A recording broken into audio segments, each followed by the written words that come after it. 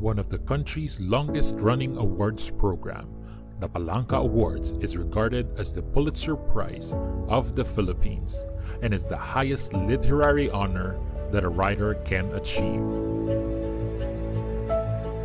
Established in 1950 in honor of Carlos Palanca Sr., the Carlos Palanca Memorial Awards promotes education and culture in the country. It aims to provide incentives for writers to craft their most outstanding literature pieces, treasure the literary gems of our country's gifted writers, and assist in disseminating these brilliant creations to the Filipino people and the younger generation.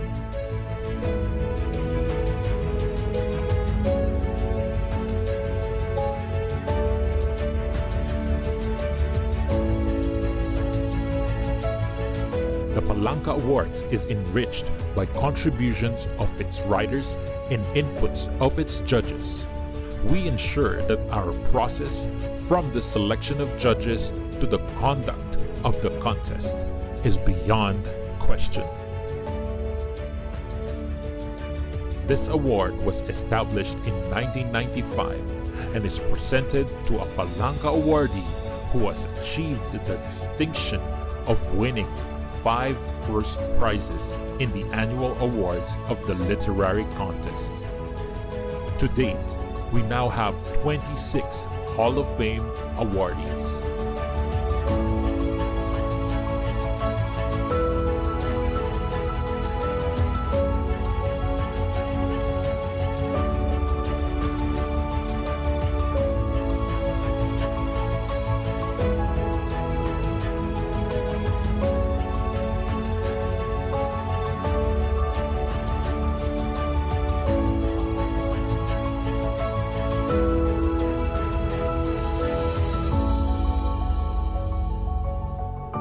As we celebrate the 70th year of Palanca Awards, our collection now consists of 2,561 winning works, and the Palanca Awards continue to help share these literary gems with the rest of the world.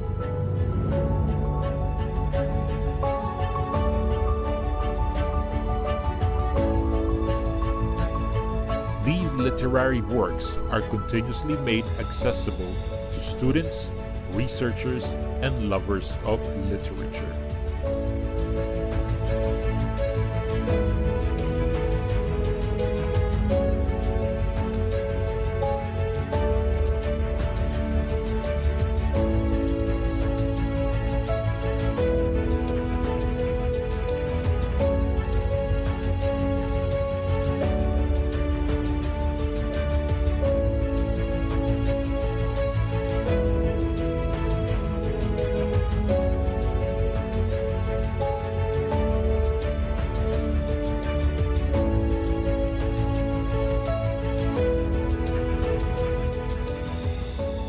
We look forward to the bold acceptance of this special challenge by our community of writers, as we remember that it is the wisdom and breath of God, His very Spirit, that will infuse value, significance, and timelessness to their every work.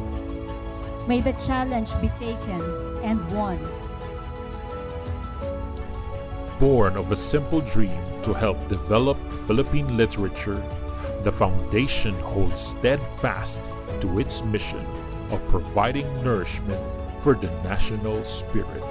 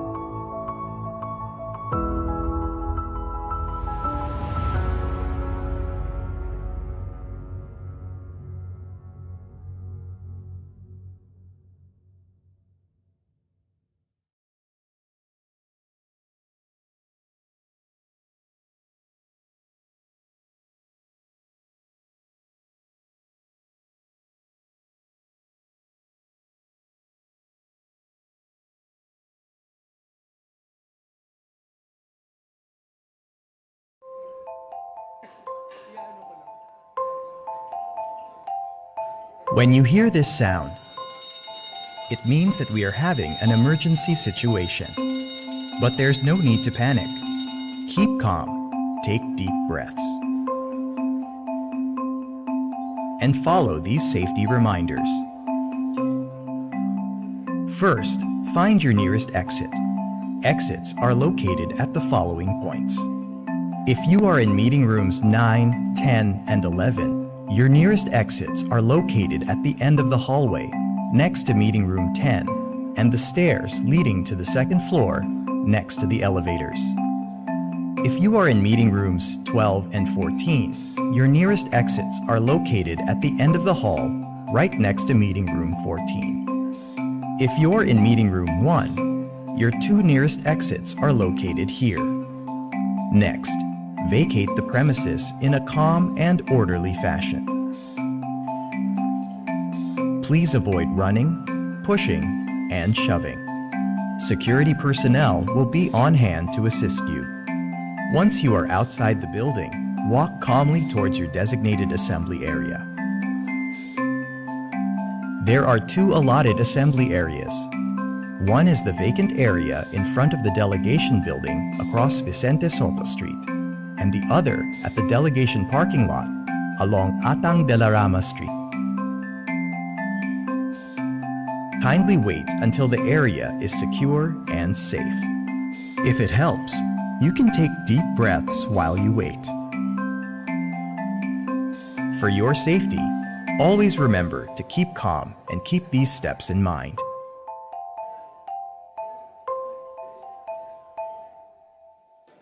Please all rise for the Philippine National Anthem. Mga kababayan, ang pambansang awit ng Pilipinas. Kayang magiliw, telos ng silanganan, alam ng puso, sa titik mo'y buhay. Lupang hinirang, kuya ka ng magiting, sa manlulupin, di ka pasisikil, sa nagatang tutok sa simoy at sa langit kong pagaw, ay hinatang tulang awit sa pagkayang minamahal. Ang isang lang matawag ko'y tagumpay na naghihiling, ang bituin at araw niya kailan ang ay di matitingin. Luman ang araw ng walhagit pagsinta, buhay ang langit sa piling mo. Ang ligaya na pagkay mga api, ang mamatay ng dahil sa'yo. So you may now take your seats. Welcome back to the 71st Carlos Palanca Memorial Awards for Literature. I hope you had a lovely dinner. And another set of housekeeping notes here. We kindly ask everyone to please put your mobile phones on silent mode to avoid disrupting the program. Likewise, we're also advising everyone to order your beverages now, as the bar will be closed for the duration of the program. Serving of drinks will resume only after all the awards have been presented. So our program begins with a special presentation on the Palanca Awards tribute to the Hall of Fame awardees. Please direct your attention to the screen as we take a moment to recognize the men and women who have been inducted into the Palanca Hall of Fame.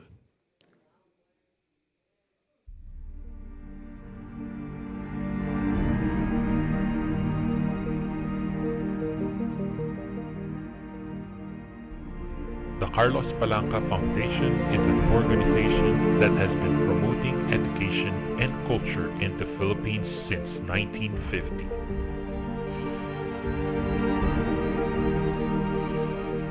The UNESCO, in the celebration of its 50th year in 1995, included the Palanca family and the Carlos Palanca Memorial Awards in the UNESCO list of living human treasures of artists, writers, and artisans.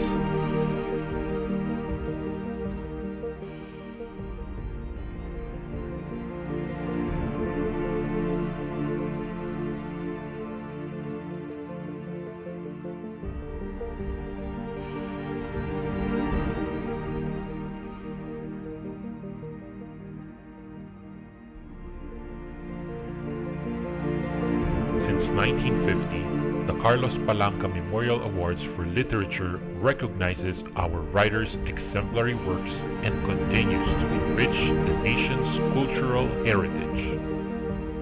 It has consistently pursued the aim of encouraging our writers to articulate the real significance of the human conditions of our people, as well as define the patrimony of our national soul. For many writers, winning is a validation of their hard work, which then becomes a step towards joining the ranks of the country's literati.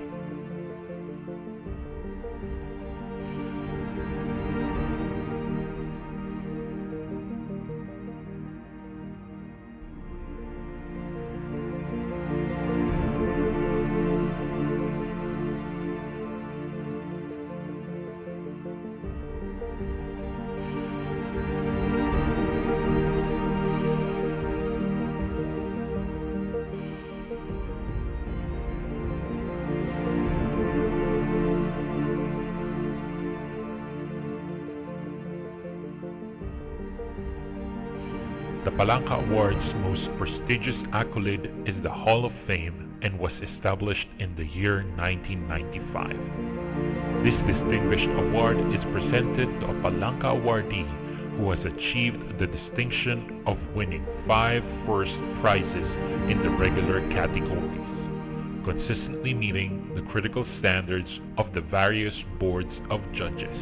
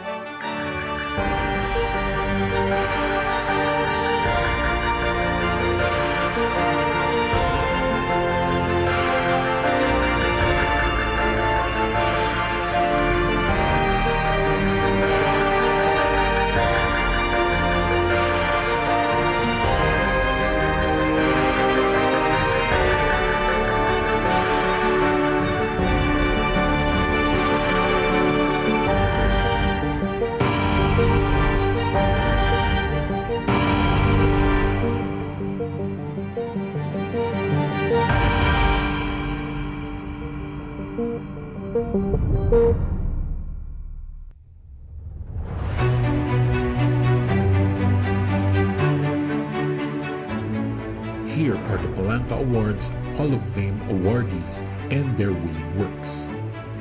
Rene O. Villanueva,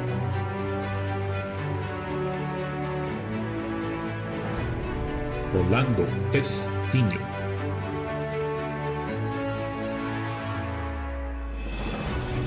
Jesus T. Peralta,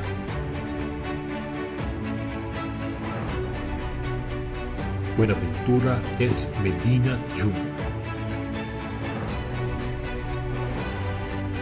Ruth Elinia S. Mabanco, Gregorio C. Brillantes, Cirilio F. Bautista,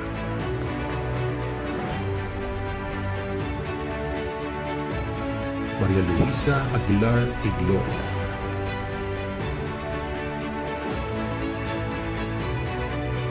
Elsa M. Coscoluela. Jose Y. Dalisay Jr. Edgardo B. Marana. Roberto P. Año Nuevo. Alfred A. Yuso.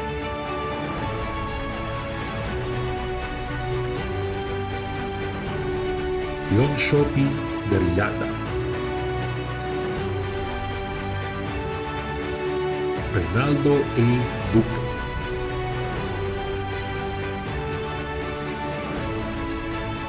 Isagani R. Cruz.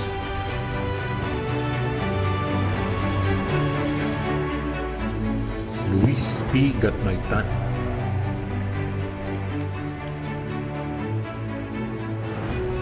Manuel R. Luisi. Rodolfo R. Lana Jr.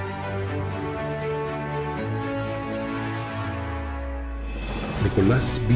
Pichay.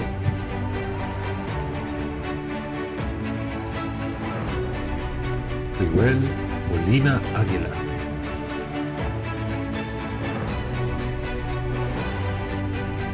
Eugene Y. Evasco.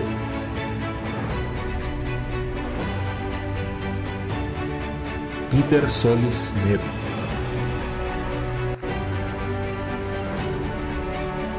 Rodolfo C. Vera. Alice Tan Gonzalez.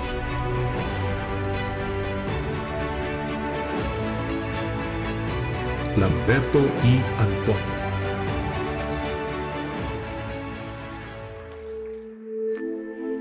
The best thing about words is that they are eternal. Written or spoken words have the power to build up or to destroy. Although some of our Hall of Fame awardees are no longer with us, their literary works have continued to compel, challenge, influence, and steer our hearts and minds towards innovation and growth. Let us honor the departed Hall of Fame awardees, laud their literary works and their impact to our community and society. We would also like to give thanks to our honorable judges who are also distinguished Hall of Fame awardees. The Palanca Awards, along with your peers, are grateful for your contribution in accomplishing our goals for the Filipino writers.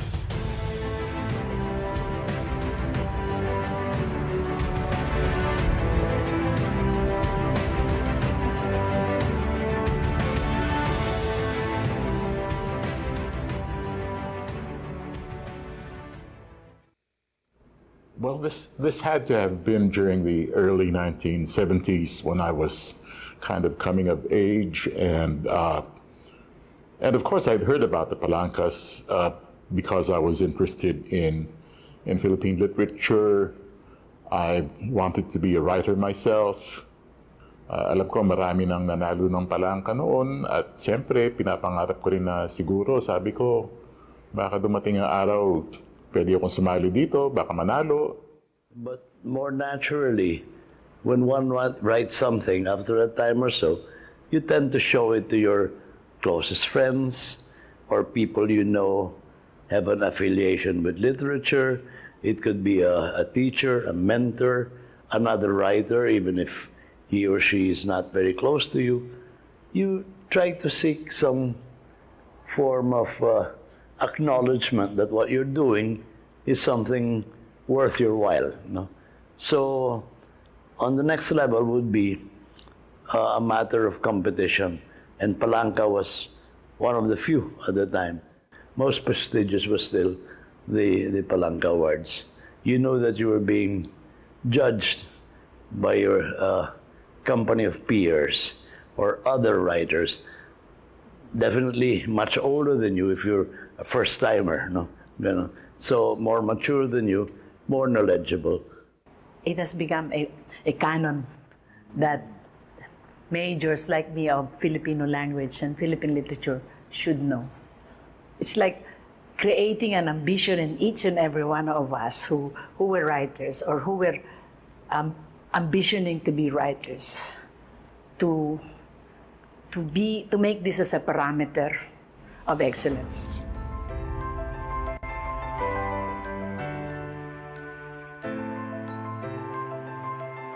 Is long, difficult, and tedious. I am not like other writers I know who write with ease and grace and turn out wonderful work in just 1 or 2 drafts. I labor at my work. I carry the idea of a play, a poem, or a story in my head for a very long time. It gestates like a baby gestates, in a mother's womb.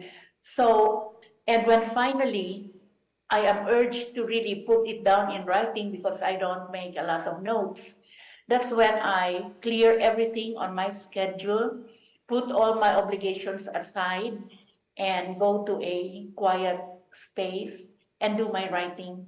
I usually get the first draft done in 1 or 2 sittings of really frenzied, belabored work.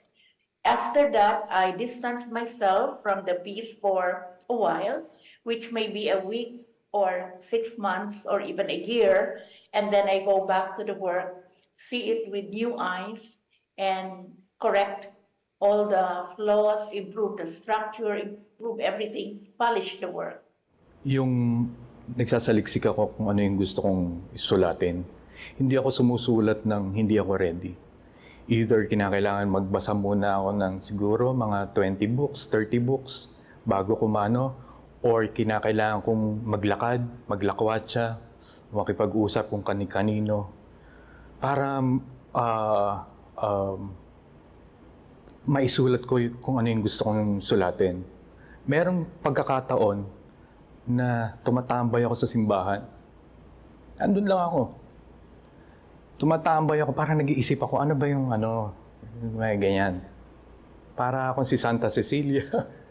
Diba? Nagmumuni sa loob. Dinadasal ko, ano yung magandang isulat. Walang dumarating sa akin na biglaan. Lahat, parang hinahanap ko talaga para lumapit sa akin. Nagkukolek ako ng mga diksyonaryo, tesauro, kahit yung mga luma. Nauubos ang pera ko dyan. Nagagalit yung nanay ko niyan. Bakit kolekta ako ng kolekta ng mga lumang diksyonaryo? Di siya makapaniwala na ang dami ko.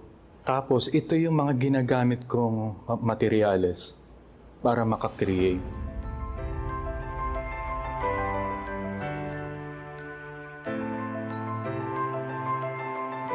Well, it was my life. It was being my first novel, and first novels are usually autobiographical or semi-autobiographical because you want to process yourself, you want to understand yourself, and so you use the novel as a form for that kind of internal exploration, and that's what I did, having been through martial law. In the early years of the first Marcos presidency, when things seemed to be golden and full of opportunity, and to see that turn into something else, and to be part of the resistance to martial law. And ironically, later on, finding a job as a writer for a government agency under martial law. So all of these twists and ironies, I think, convinced me that there was a novel to be written there. First off, I think the material, it had been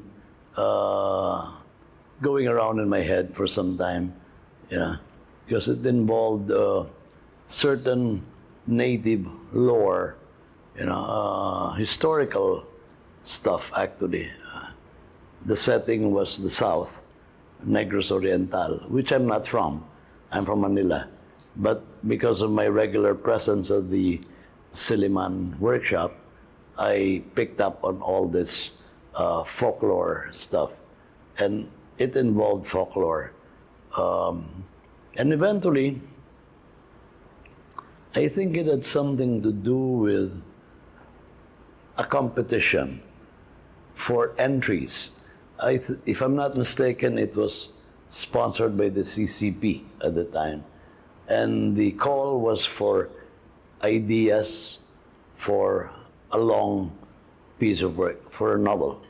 Just concepts, or excerpts. So one did not have to submit the entire manuscript yet. No. So given that opportunity, I wrote up the concept and probably furnished a couple or so of pages and joined the competition and won the opportunity. It was a grant, actually, given. Winning that grant, I was given a year to complete the manuscript to be able to obtain the rest of the grant, like let's say half of it. So that's how it happened. In my situation, as someone who have migrated or who have come to America to teach, to earn. So I am very well aware of that America is an imperialist. Everybody here, those who are, protesting in the streets, they're calling America imperialist. And so I am being invited.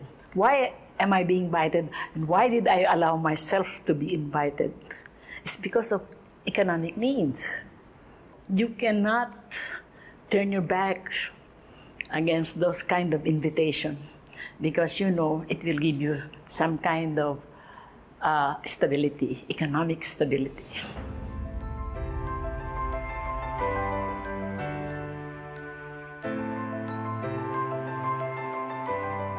Since I won my first Palanca with my first story all about me, and I was very young then, 23, 24, I believe, it has really set the path for me to take writing seriously and want to be a writer.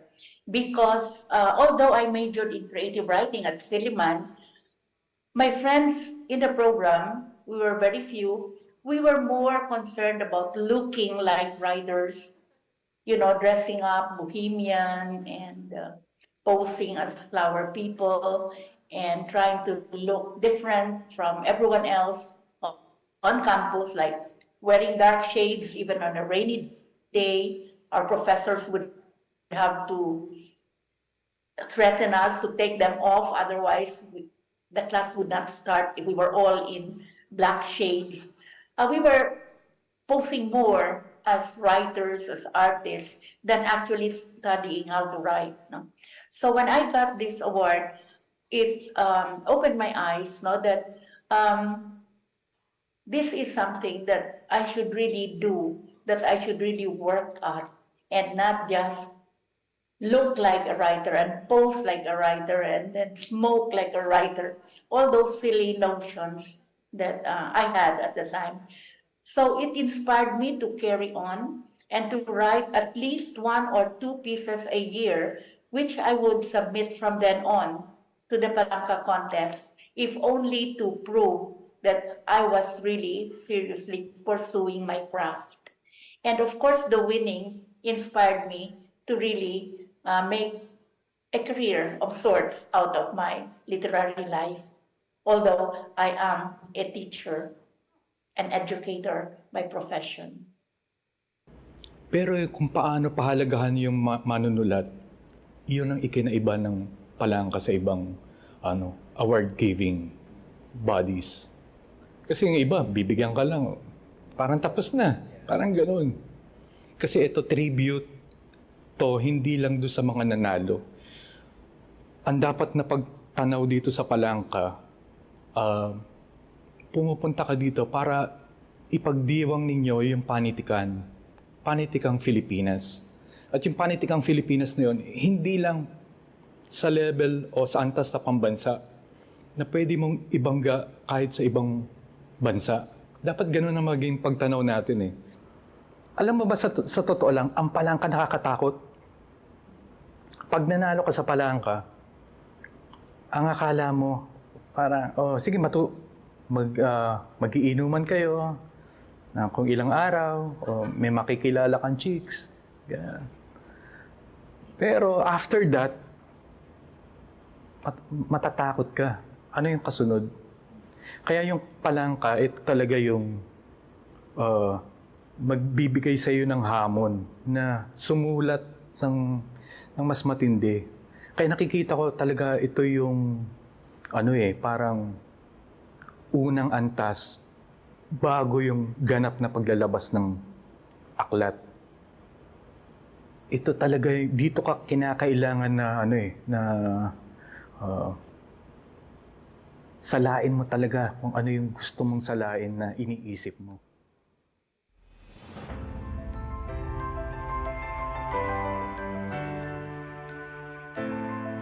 I always tell my young student writers that if you want to write well, you read well. I've seen very sadly, a deterioration in our language skills. I see a lot of talent out there. I see a lot of brilliance even, but they seem to be fewer and farther between. So that generationally, what I'm seeing is that our young writers today need to acquaint themselves with what has come before them so that they can contribute better to producing something truly new and different. Before you subvert something, before you replace something, you have to master that something, whatever it is. And so perhaps a little backward glance at what has come before you will help you move forward with much more confidence and daring. The first word that comes to mind, as most teachers, like I was a former teacher, or so-called mentors would say, read. It's as simple as that. Read, read, read. And once you keep reading, it can probably activate your writing itself. By reading, you keep abreast of the scope and quality of the literature that you hope to be able to join in. Find excellence in yourself by challenging yourself to be above whatever you can give, over and above what you can give. It's important. Find excellence, not just money, but excellence. And in that kind of excellence, you will also gain spiritual excellence. And because God will always give you the opportunity if you want. And it is always when God gives you the opportunity that we must tackle. We must tackle that. It would be for them not to be discouraged when their work fails, or when their plays are defective, or when their poem doesn't sound right. No, they should just keep working on it, and to develop an open mind, an open heart, and be humble to accept criticism. And although it's painful to hear your work being torn to pieces, it is all for your own good. I realized that very, very early, that I should not take offense, but I should learn my lessons from the masters who criticize my work and who try to point out to me how I could improve my work as a writer. So my advice is read a lot, listen to criticism, be humble, and just keep writing. Huwag silang humintong magsulat. Dahil ang pagtatamo ng parangal mula sa Palanca ay unang hakbang lang tungo sa paglikha ng bagong daigdig. Dahil kung hindi tayo magsusulat ng matino, lahat tayo mauuwi sa digmaan. Bagaman ang panitikan, sinasabi nila, ay isang anyo ng digmaan. Pero itong digmaan na ito ay walang nasusugatan, walang namamatay. Kung hindi, bagkus ang mga tao ay nagkakaroon ng panibagong buhay at panibagong pagtanaw sa daigdig. Lumilikha tayo ng daigdig hindi para pumasok at manatili roon habang buhay. Bagkus lumilikha tayo ng daigdig para igpawan ito at lumikha pa ng universo. Kaya ang palangka, isang yugto, isang portal, isang pintuan, na maghahatid sa atin ng mas malawak na kamalayan. Thank you to the Honorable Hall of Fame awardees who have generously shared their wisdom and guidance. Thank you to all our distinguished authors, writers, and to all who continue to create literary masterpieces. Your valuable, thought-provoking work continues to inspire others and leaves an indelible mark on all who have had the privilege to read your masterpieces. We end with this challenge to you, our dear writers. May the so-called tribe or community of exemplary writers continue to provide lessons and vigorous examples of nation building, indeed of world building. And may more Filipino writers participate and succeed in turning aspirations to treasured reality, one born of merit and excellence, and which empowers us all with a new, vital, and flourishing literature.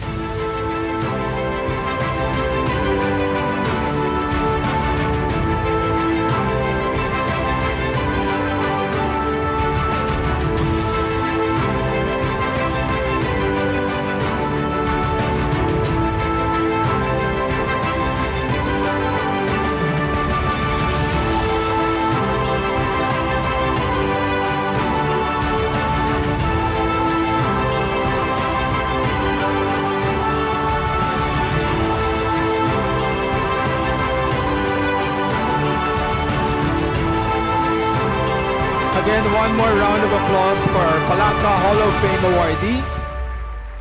And I'd like again to acknowledge the presence of our pioneer, the first batch of Palanca Hall of Fame awardees, Dr. Butch Delisa over there, Professor Crip Yuson over there, Bobby Añonuevo, my college classmate, somewhere. I hope he's here. Dr. Eugene Vasco.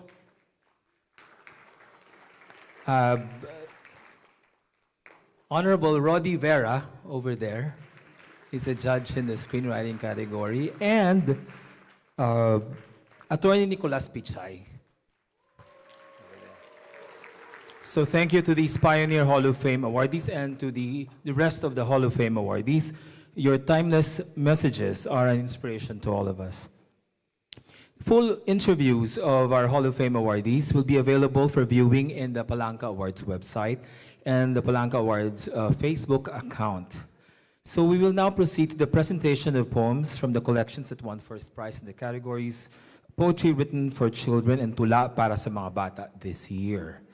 We will listen first to 13, Count Reverso, and Present from the collection of odd numbers by Mr. John Patrick F. Solano, first prize in poetry written for children to be read by Mr. Joaquim Emilio Antonio, Professor Joaquim Emilio Antonio of the University of Asia and the Pacific.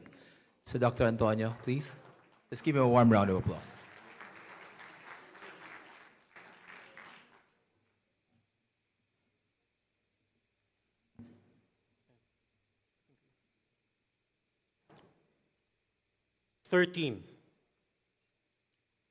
They say that number 13 is unlucky. Today's 13th of January. I don't believe in superstition, it's just a product of imagination. But I slipped on the floor. I broke a mirror. I burned my tongue with hot soup. I bumped my toe on the table's foot. I got a 0 in my assignment. I failed my science experiment.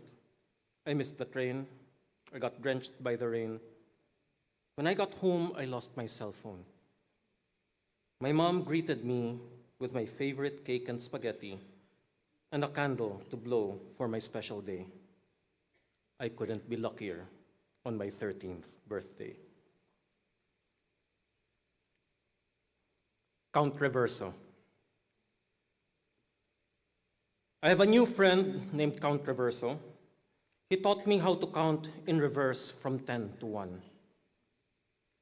10 postage stamps, 9 refrigerator magnets, 8 sweet chocolates, 7 fragrant shampoos, 6 colorful soaps,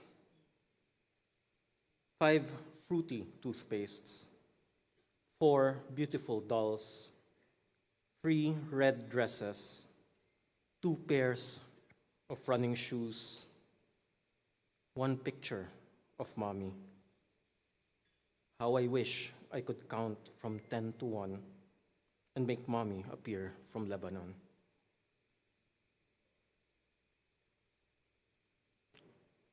Present. Your daughter's days are numbered, the doctor told my mom. I overheard. So I wrote a bucket list on my calendar. Day 1, catch a shooting star. Day 2, fly to the moon. Day 3, watch a hatching cocoon. Day 4, sleep on the clouds. Day 5, sing with the cicadas aloud. Day 6, swim with the whales. Day 7, tickle a monkey's tail. Day 8, color the clear skies. Day 9, light the night with fireflies. Day 10, view an eclipse and wonder. Day 11, clap with the thunder. Day 12, slow race with a snail. Day 13, smell the rain. Day 14, taste the morning dew. Day 15, paint the trees blue. Day 16, birdwatch and be still. Day 17, ride the pterodactyl. Day 18, bathe with an elephant's nose. Day 19, play with shadows. Day 20, track the trail of a lion. Day 21, blow a dandelion. Day 22, howl with the wind. Day 23, leave footprints. Day 24, see the universe with a telescope. Day 25, plant seeds of hope. Day 26, listen to the tale of a conch shell. Day 27, bid the falling leaves farewell. Day 28, count the hourglass sand. I will do this list as planned. Each day is a precious present that I will never forget.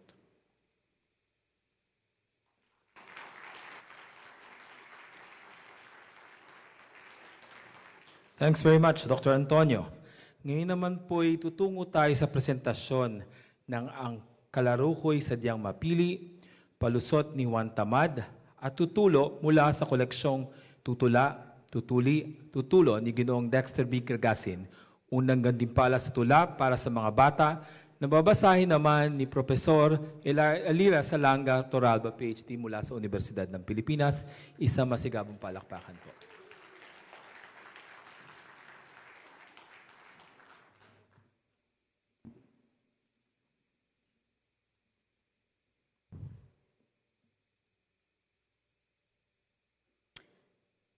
Ang kalaro ko'y sadyang mapili.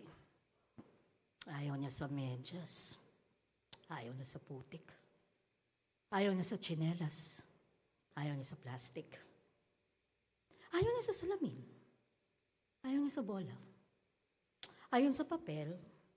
Ayaw niya sa krayola. Ayaw niya sa patpat. Ayaw niya sa bota. Ayaw niya sa bulaklak. Ayaw niya sa manika.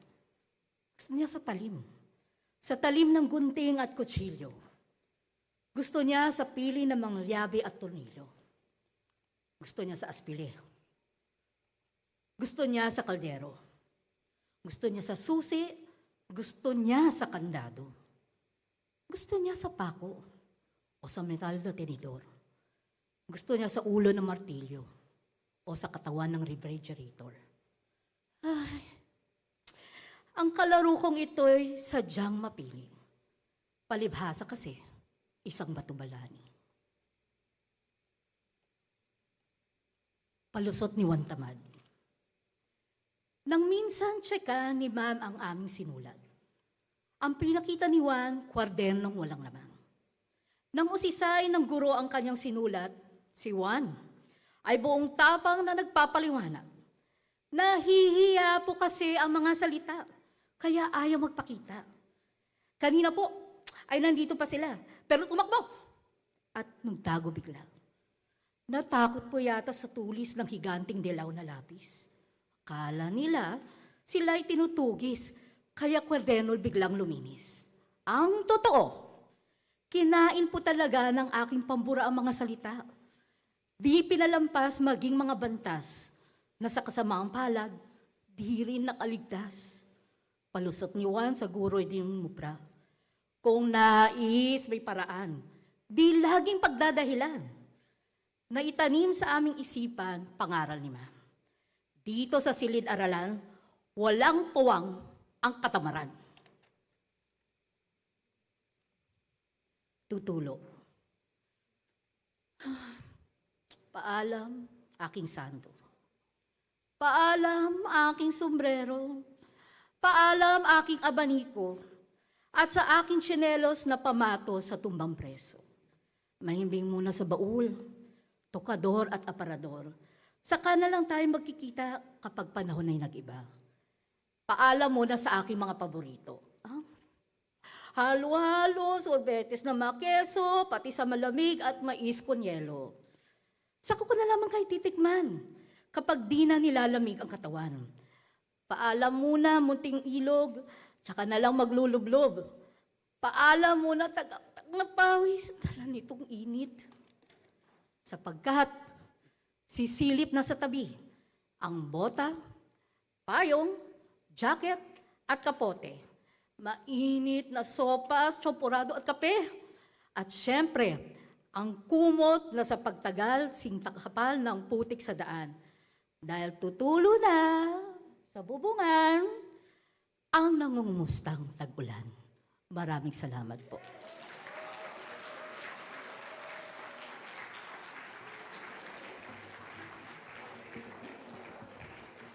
Thank you, Dr. Salanga Torralba.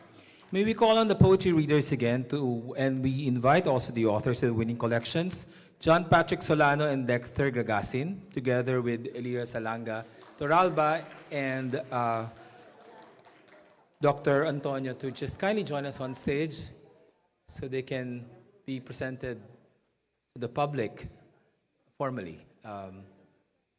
May you request the authors and the readers to kindly join us on stage. I will just have to add that Elira Salanga Torralba is the daughter of the great Filipino writer, Palanca awardee, Freddy Salanga. So, may pinanggalingan, and on her own, she has accomplished a lot. So may we present the poets and the readers. So let's give them a very warm round of applause. So we have Dexter Gragasin. Could you please come forward, Dexter? And John Patrick Solano. And of course, our readers, Drs. Antonio and Salanga Torralba. Maraming salamat. Thank you very much. Now, it's now my pleasure to introduce to you tonight the guest of honor for the 71st Carlos Palanca Memorial Awards for Literature. Our guest speaker is a physician and an author of more than 70 books for children, including Sandosenang Sapatos, Si Duglit, Ang Dugong Makulit, May Mga Lihim Kami ni Ingkong, and Maselan, Ang Tanong ng Batang si Usman, all winners of the Palanca Awards. He pioneered the popularization of medical themes and health literacy through his two children book series called Mga Kwento ni Tito Doc and Okidok, both published by OMF Literature. His children's stories have been translated to different languages and published in Japan, Indonesia, Thailand, Bangladesh, and Denmark. Some of these titles were mounted to musicals, operas, ebooks, animation, apps, shadow puppetry, audio drama, and other theater productions. In fact, the musical adaptation of his Palanca Award-winning book, San Docena Zapatos, has been staged by Tanghalang Pilipino at the Cultural Center of the Philippines.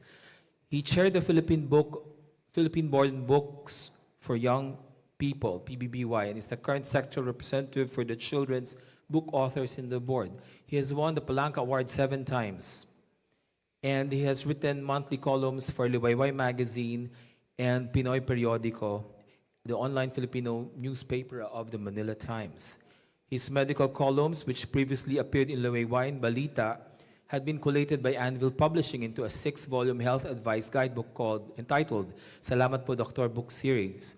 He also used to host a storytelling program weekly, One Day Isang Araw, at DZAS, the radio station of Far East Broadcasting Company, where he was also heard in the health public-oriented public service program Doctors Online with the Makati Medical Society, where he is a member. He has also received awards from the Catholic Mass Media Awards, the National Children's Book Awards, the NBDB Manila Critics Circle National Book Awards, the Gold Anvil Award, Gawad Mariano Ponce for being an outstanding citizen of Central Luzon, PBBY Salanga Prize, and so many other prizes, including the TOYM Award in 2003, and in 2017 he received a Lifetime Achievement Award, the Gawad Pambansang Alagad ni Balagtas, from the Union ng mga Manunulat sa Pilipinas, or UMPIL. Our guest speaker is a Doctor of Medicine graduate of the Far East University Nicanor Reyes Medical Foundation.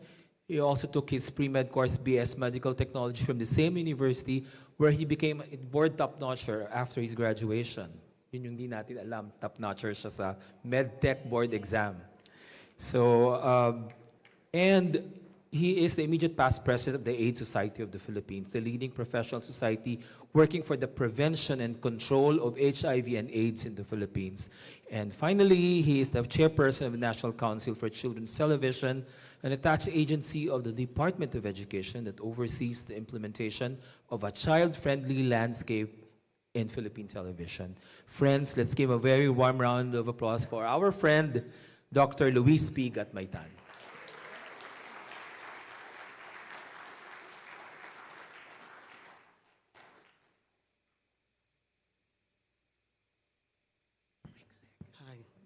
Thank you, Dr. Kapili. Pambansang alagad ng sining sa panitikan, Ginoong Virgilio Almario. Pambansang alagad ng sining sa panitikan, Ginoong Hemino Abad. Pangulo ng Carlos Palanca Foundation, Ginoong Carlos Palanca IV. Dating Direktor General ng Palanca Foundation, Ginang Sylvia Palanca Quirino. Mga pinagpipitagang miyembro ng Palanca family, Mr. Carl Anthony Palanca, Mr. and Mrs. Chris Palanca, Mrs. Anne Nicole Palanca, Mrs. Dang Cecilia Palanca. Mga kamanunulat na kabilang sa Palanca Hall of Fame, Ginoong Jose Butch Dalisay, Ginoong Alfredo Cripuzon, Ginoong Roberto Año Nuevo, Ginoong Rodolfo Vera, Attorney Nicolas Pichay, Ginoong Peter Solis Neri, mga manunulat, mga hurado, mga panauhin, at mga kaibigan sa panitikan, isang mapaghilom na gabi sa inyong lahat. Doc, do you write legibly? Paminsan-minsan ay bumibiro sa akin ng ganito kapag nalamang isa akong manggagamot na nagsusulat. Nakalakhan na kasi natin ang paniniwala na ang mga doktor ay may sulat kamay na parang kinahig ng manok. Alam na alam niyo, no? Kaya sinasabing hindi ito bagay sa amin. Reseta raw at hindi prosa at tula ang dapat naming sulatin. Pero kay raming kwento naming natitisod bilang mga mediko sa aming pakikiharap sa mga pasyente, sa loob man ng klinika o sa mga pasilyo ng ospital. Mga salaysay ito na dapat mabasa ng mga tao. Mga kwento ito ng pagkakasugat, pagkakasakit at paghilom.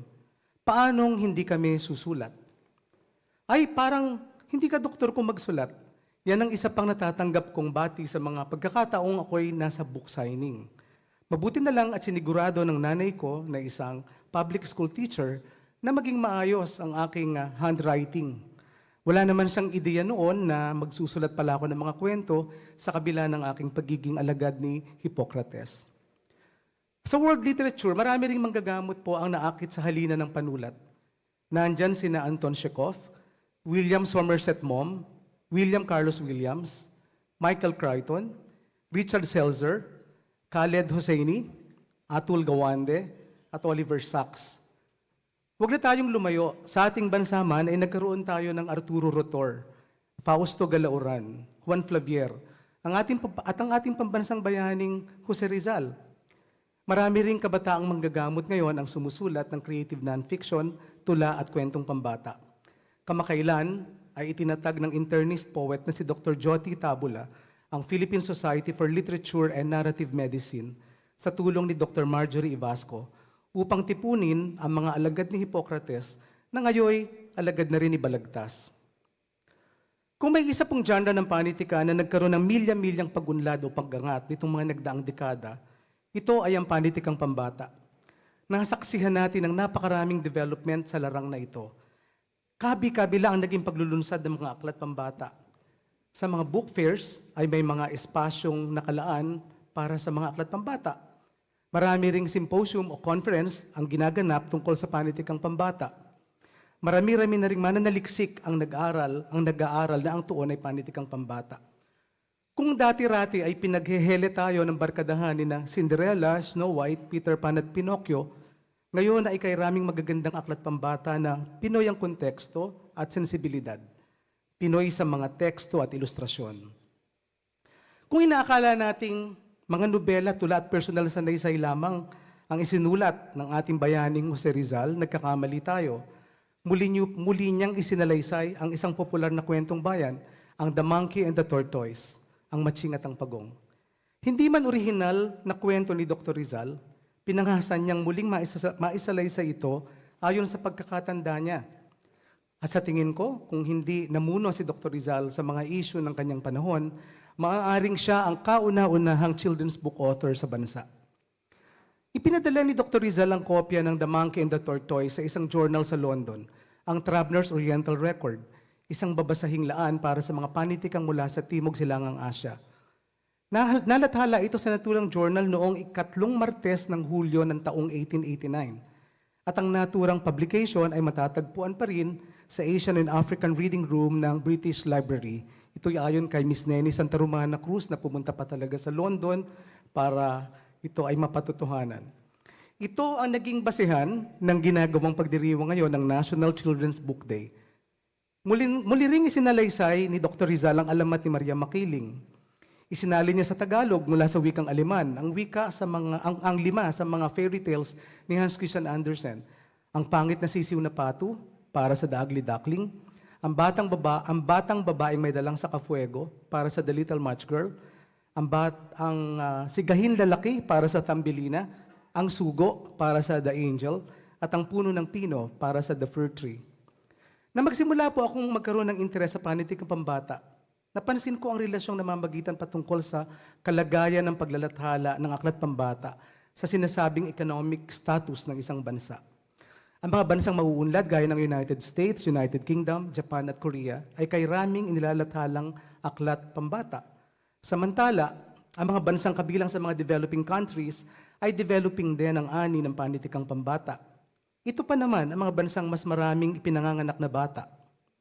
Masasabi pa ngang mapalad ang ating bansa sapagkat mas marami tayong aklat pambatang inilalathala kumpara sa mga kapitbansa natin sa Timog Silangang Asya.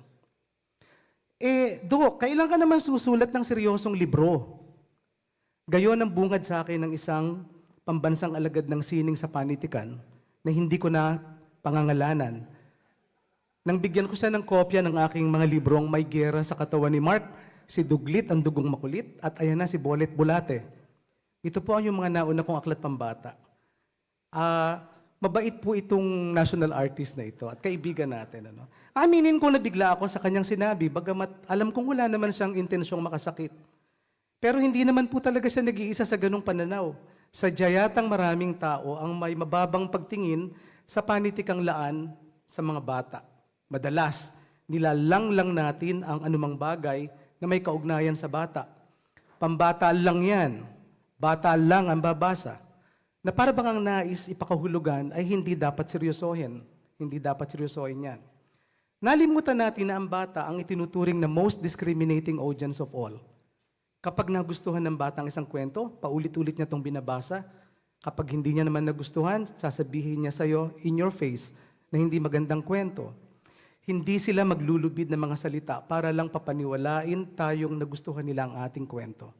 Diretso, walang sugarcoating, no filters. Kahit nga sa korte, ang testimonya ng bata ay isinasaalang-alang. Nalimutan yata natin na ang bata ay sadyang kakaiba sa mga adults. Sa kursong pediatrics, tinuruan kami na ang mga bata ay hindi mga adult na pinaliit lamang. May sariling set of symptoms na makikita lang sa mga bata. May mga sakit o kondisyon na partikular lang na sa bata makikita at may mga gamot na angkop lang para sa kanila. Hindi rin kakalahatiin ng dosis ng gamot na pangmatanda dahil ibibigay ito sa bata.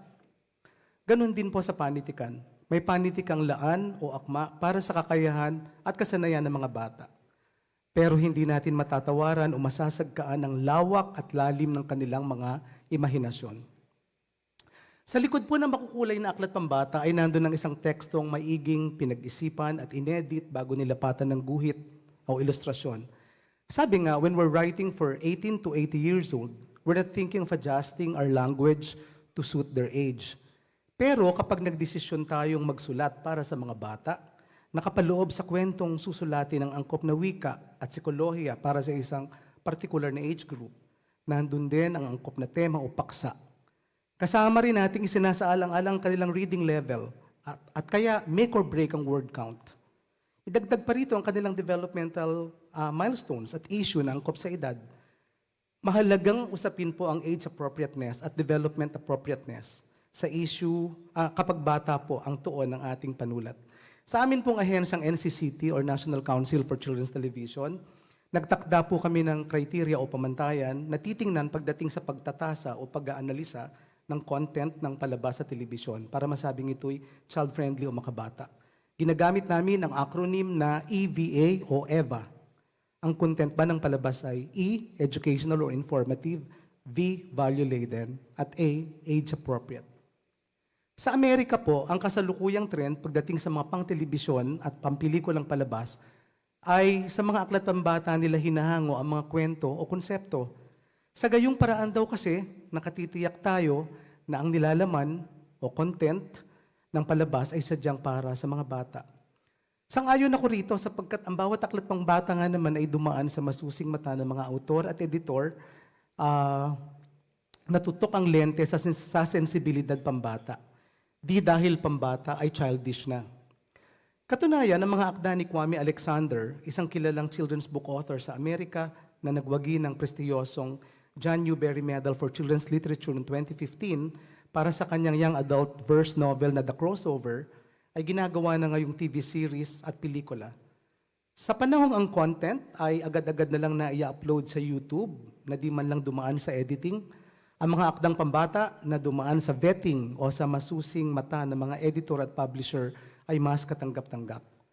Similarly, ang mga akda na pararangalan ng Palanca ngayong gabi ay dumaan din sa masusing mata ng mga hurado. Sa ngalan ng lahat ng manunulat ng panitikang pambata, nagpapasalamat ako sa Palanca family sa pagdaraos ng taunang patimpalak na ito.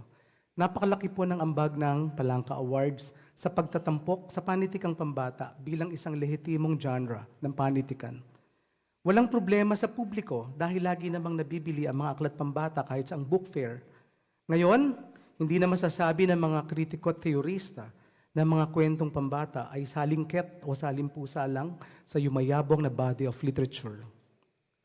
Nagsimula ang kategoryang maikling kwento at tula sa Palanca noong 1951. Tanging ang mga ito lamang mga kategoryang nakabukas. Pero noong taong 1989, makalipas ang 38 taon ng pagbibigay ng awards ng Palanca, sa pagsusog ng mga miyembro ng Philippine Board on Books for Young People o PBBY, na itinatag ng ating pambansang alagad ng sining sa panitikan na si Ginoong Virgilio Almario, na idagdag ang maikling kwentong pambata at ang short story for children. ito'y bukod pa lilipas pa ang mga taon at susundan ito ng tulang pambata at ang poetry written for children. Ito'y bukod pa sa kategoryang kabataan essay o sanaysay na pangkabataan. Hindi rin malayo na sa hinaharap ay magkaroon ng panibagong kategorya ang Palanca, ang dulang pambata o play for children, nobelang pangkabataan or novel for young readers, at dulang pampelikulang pambata or screenplay for children. Wala naman pong masamang mangarap, di po ba? Nagpapasalamat po ako sa mga manunulat ng ating bansa na nanguna sa panitikang pambata. Ang mandudulang si Severino Reyes, na mas kilala natin bilang si Lola Basyang, si national artist Virgilio Almario, na nagtatag ng kauna-unahang publishing house na pambata, ang Adarna House noong dekada 70, si national artist Amelia La Peña Bonifacio, tagapagtatag ng Teatrong Mulat, at si Ginoong Rene Villanueva, dating creative director ng TV show na Batibot, na nagpamalas ng kakaibang sigasig sa paglikha ng panitikang pambata. Hinawa nila ang landas para sa amin. Itaninim nila ang binhi sa aming puso upang kami man, sa abot ng aming kakayahan, ay makapag-ambag sa mayamang ani ng panitikang pambata sa bansa. Taong 1994, nang una akong nagtangkang sumali sa Palanca Awards, nanalo kasi yung isang kaibigan ko sa Palanca. Naisip ko na baka naman sakali may chance ring mapansin ng Palanca ang aking akda. Writing from the Disciplines, ang mundo ng medisina bilang salukan ng inspirasyon para sa mga lilikhaing akda. Ito ang naisip kong bentahe na aking bitbit sa pagsali sa Patimpalak Palanca. Suntok sa buwan, sabi ko, dahil hindi naman ako nag-aral ng creative writing, literature, journalism, advertising, o anumang kurso may kaugnayan sa pagsusulat. Ang alam ko lang na pasimula ng aking pagiging manunulat ay ang pagseseryoso ko sa pinagagawang theme book writing ng aming guro sa elementary. Sabi ng kaibigan kong dating advertising executive at kilalang children's book author na si Grace Chong, intuitive writer ka, Luis. Alam mo kung paano magkwento at kung paano magkwento ng mahusay. Natutuwa ako na sa aking pagiging intuitive writer ay nakasungkit din ako ng Palanca at nakapaglathala ng mga aklat pambata. Nung una akong manalo sa Palanca, naisip kong malaking tsamba ang nangyari. No? Nang matanggap ko ang telegrama, telegrama pang uso nun, yan, na ang aking akdang si Duglahi, isang patak ng dugo, ay nanalo, naisip kong baka may nagbibiro lang sa akin, na baka prank lang ito. Pero totoo pala. Novelty raw ang aking piyesa, yun ang natatandaan kong sinabi ng mga hurado. Nang muli akong sumali ng sumunod na 2 taon at hindi pinalad na manalo, lalo kong napagwari na tsamba nga lang ang lahat. Pero nang muling kilalanin ulit ng Palanca ang aking akda sa 3 taon ng pagsali, this time sa kategoryang sanaysay naman, na pinamagatang reseta at letra, napagtanto kong validation ito para sa akin. Nagsilbi itong tapik sa balikat, isang paalala, isang matamis na paalala, na gamitin ng panulat upang tulungang hilumin o gamutin ang bayang may sakit. Kalaunan, ibinigkis ko sa mga kwento ang ilang medical at health concepts na nagbigay daan upang magawa ko ang mga serye ng mga kwento ni Tito Doc. Sabi ng iba, ito daw ay mga kwentong may medical flavor kung kaya't may nagsabi pang ako daw ay tagapagsulong ng sakit lit o sakit literature. Na maaaring ang ibig niyang sabihin o ipakahulugan ay health lit o health literacy.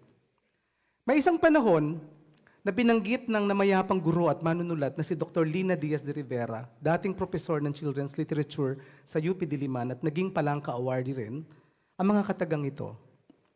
I am now seeing the dawning of the golden age of children's literature in the Philippines. Sa Pilipino, nababanaagan ko na ang pagbubukang liwayway ng gintong panahon ng panitikang pambata sa Pilipinas. Paano niya nasabi yon? Kasi raw, sa pagtuturo niya ng elective na children's literature sa College of Education ng UP, dati puro foreign children's books lang ang kanilang references. Pero ngayon daw ay halos puro lokal na aklat pambata na ang kanilang ginagamit. Kabi-kabila rin ngayon ang gumagamit ng aklat pambata para itawid ang kanilang advokasya. Marami mga NGOs na rin ang gumagamit ng aklat, kahit nga ang DepEd, no? Ay naglunsad na rin ng isang kompetisyon para sa mga guro tungkol sa paggawa ng storybooks, ang National Competition on Storybook Writing o Gawad Chudora Alonso. Ito'y inilunsad nila upang mas mahasa at gawing mas malikhain ang mga guro sa pagtalakay ng most essential learning competencies sa mga lesson plans. Ayon sa kanila, creative teachers breed creative learners. Mayaman na rin ang kontribusyon ng mga kwentong pambata mula sa iba't ibang rehiyon ng ating bansa. Hindi na kwento lang ng mga taga Luzon o taga Maynila ang mababasa.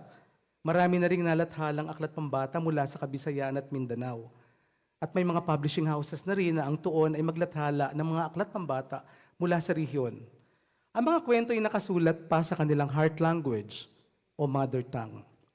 Ang pagbubukas ng Palanca sa mga akdang pangrehiyon, Ilocano, Hiligaynon at Cebuano sa kategoryang maikling kwento ay kapuri-puri.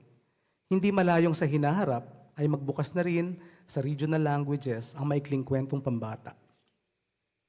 Malaki ang iniwang pinsala na nakaraang pandemya sa literacy ng mga batang mag-aaral. Halos 3 taon yun na ang pag-aaral ay ginawang online at modular. Nang muling bumalik sa paaralan ng mga estudyante, na bigla ang lahat sa idinulot na epekto nito, bigla kasing nasa grade 5 na ang mga batang nasa grade 1 o grade 2 nang mangyari ang pandemya. Ayon sa isang ulat ng World Bank, 9 sa 10 batang Pilipinong may edad na 10 taong gulang ay hindi marunong magbasa at umunawa ng simpleng kwento. Nang minsang magbigay ako ng creative expression workshop na idinaos ng Cultural Center of the Philippines para sa mga bata, nakaharap ko ang isang lalaking grade 5 na nang hilingan kong sumulat ng kahit ano lang gamit ang isang writing prompt, isang maikling lead sentence, ay napansin kong hindi nagsulat. Nang lapitan at tanungin ko siya kung bakit di siya nagsusulat, ang sabi niya ay hindi raw niya alam isulat ang napakaikling pangungusap. Hindi rin siya halos makabasa. Para akong sinampal ng realidad, nasa harap ko ang isa sa mga batang binabanggit sa statistics.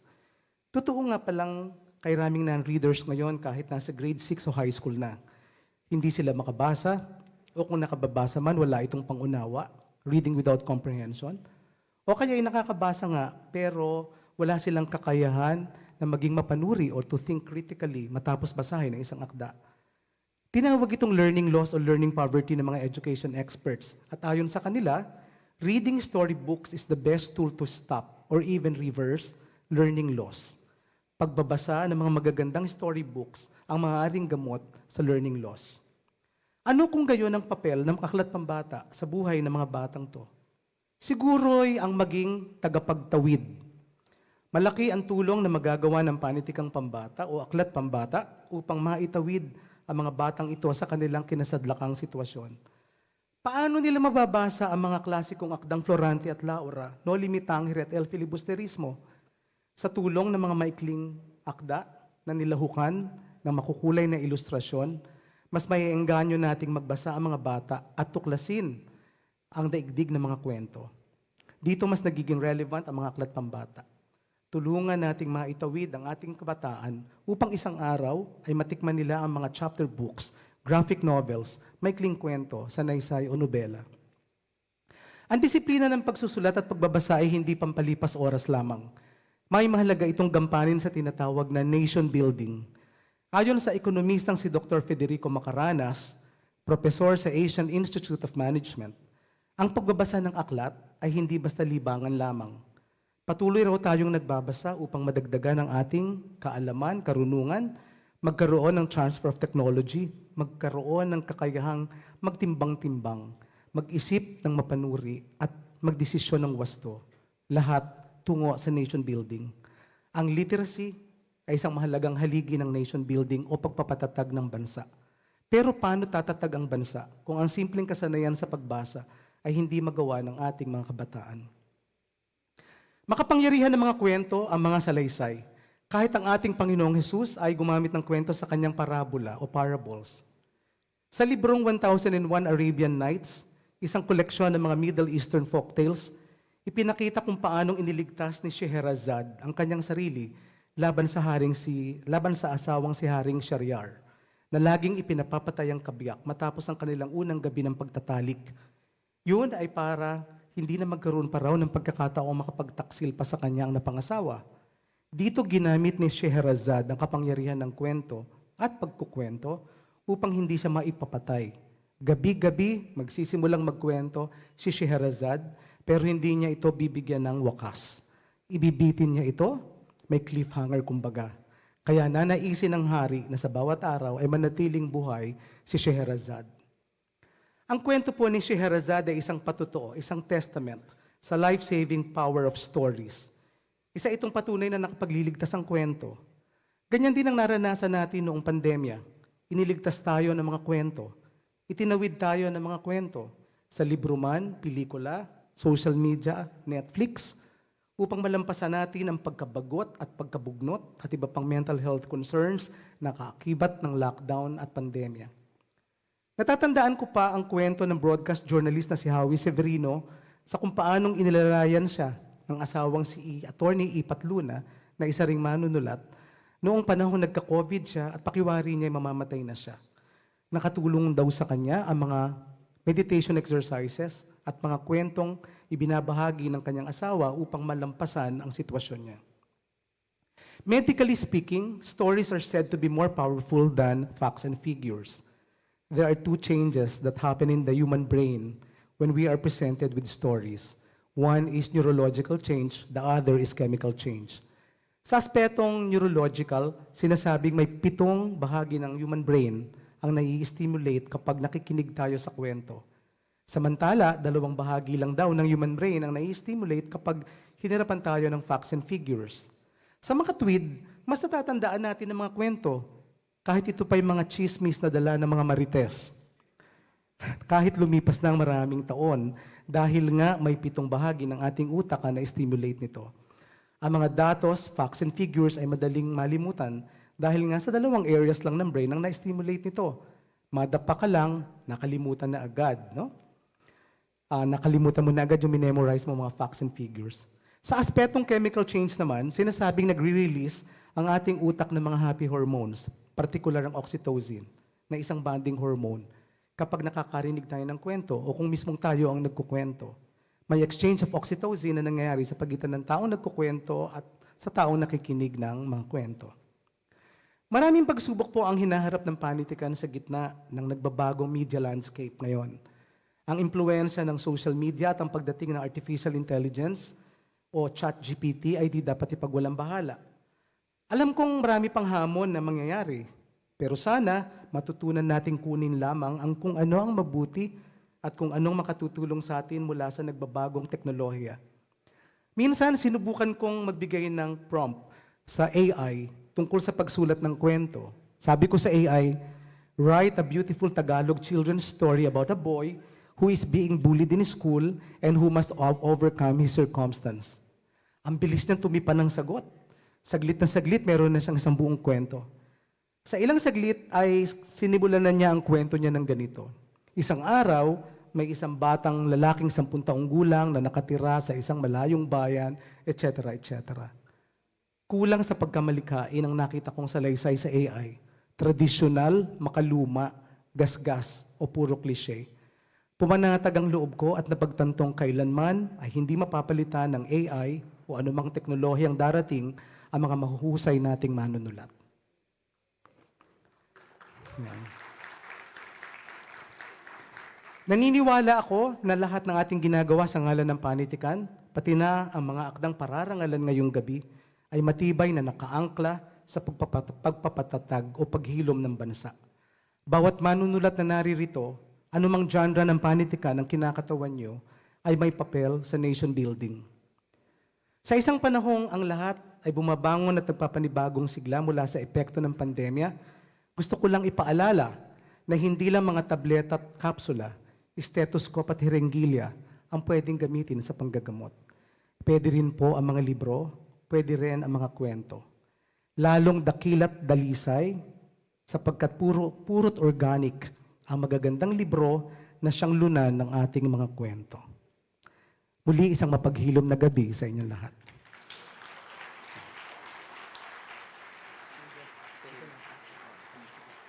Marami pong salamat, Dr. Gatmaitan. Kindly remain on stage as we proceed to the awarding of the Gawad Dangal ng Lahi. May we request Ms. Criselda Dang Cecilio Palanca and Mr. Carlos Palanca IV to join Dr. Gatmaitan on stage, as well as Mrs. Nemi Bermejo to kindly assist us in the awarding.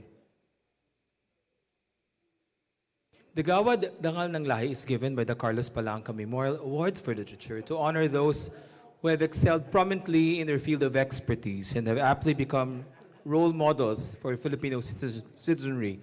This award recognizes individuals who share with writers the common thread of manifesting belief in the capabilities of the Filipino and expressing their pride in the heritage of the Philippines. And the plaque reads, Gawad Dangal ng Lahi, buong pagpipitagang ipinarangal kay kagalang-galang Luis Bigat Maitan, MD. Tanda ng taus-pusong pasasalamat sa pagpupunta ng mga ginintuang diwa sa puso at mayamang kamalayan ng mga manunulat na Filipino. So let's give them a warm round of applause, especially Dr. Luis Gatmaitan. And thank you very much to our presenters and congratulations once again to Gawad Dangal ng Lahi awardee Luis P. Gatmaitan, MD.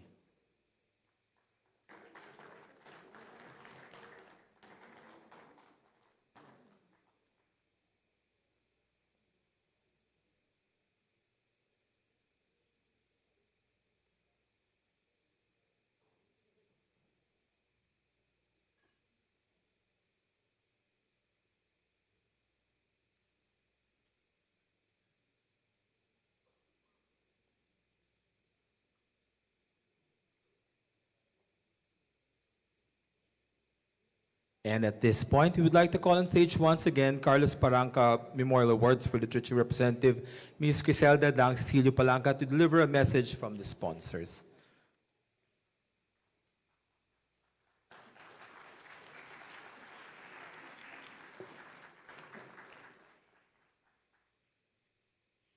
Good evening, Director General Emeritus of the CPMA, Sylvia Palanca Quirino. Of course, our guest of honor, Dr. Luis Gatmaitan. National Artists for Literature, Virgilio S. Almario and Gemino H. Abad.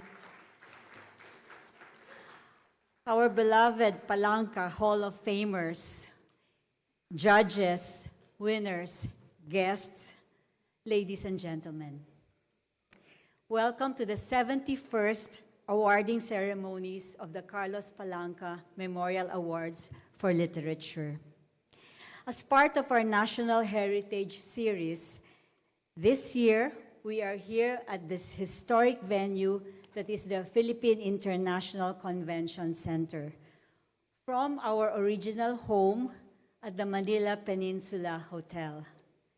Most especially, we heartily welcome the first-time winners in our prestigious contest, for whom this special rite of passage will be most memorable. They have accomplished what they have sought out to do, achieved what may have been a long-cherished dream, appreciation from and acceptance into a hallowed company of peers who have adjudged their efforts as among the most outstanding in the contemporary exercise of exemplifying excellence in literature. The numbers bolster an overwhelming sense of pride for the annual process.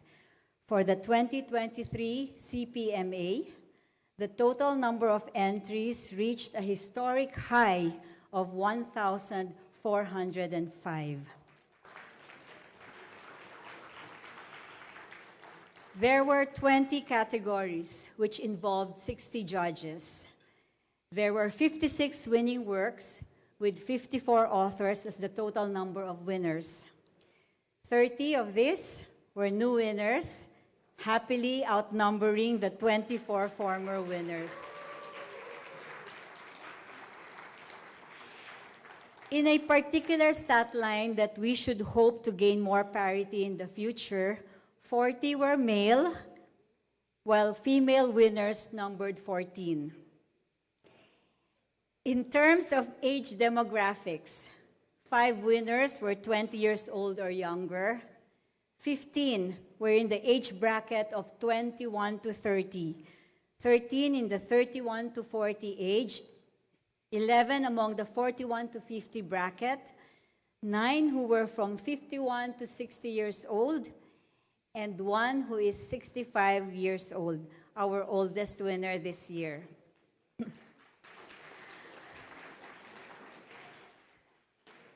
I'm 63. The youngest winners are both 13 years old, and they happen to be female twins.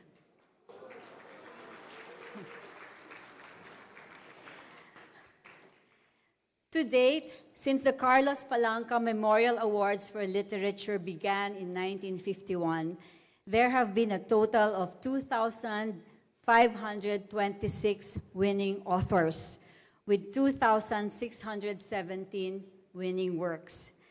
The total number of Hall of Famers, winners who have won first prize 5 times, remains at 26.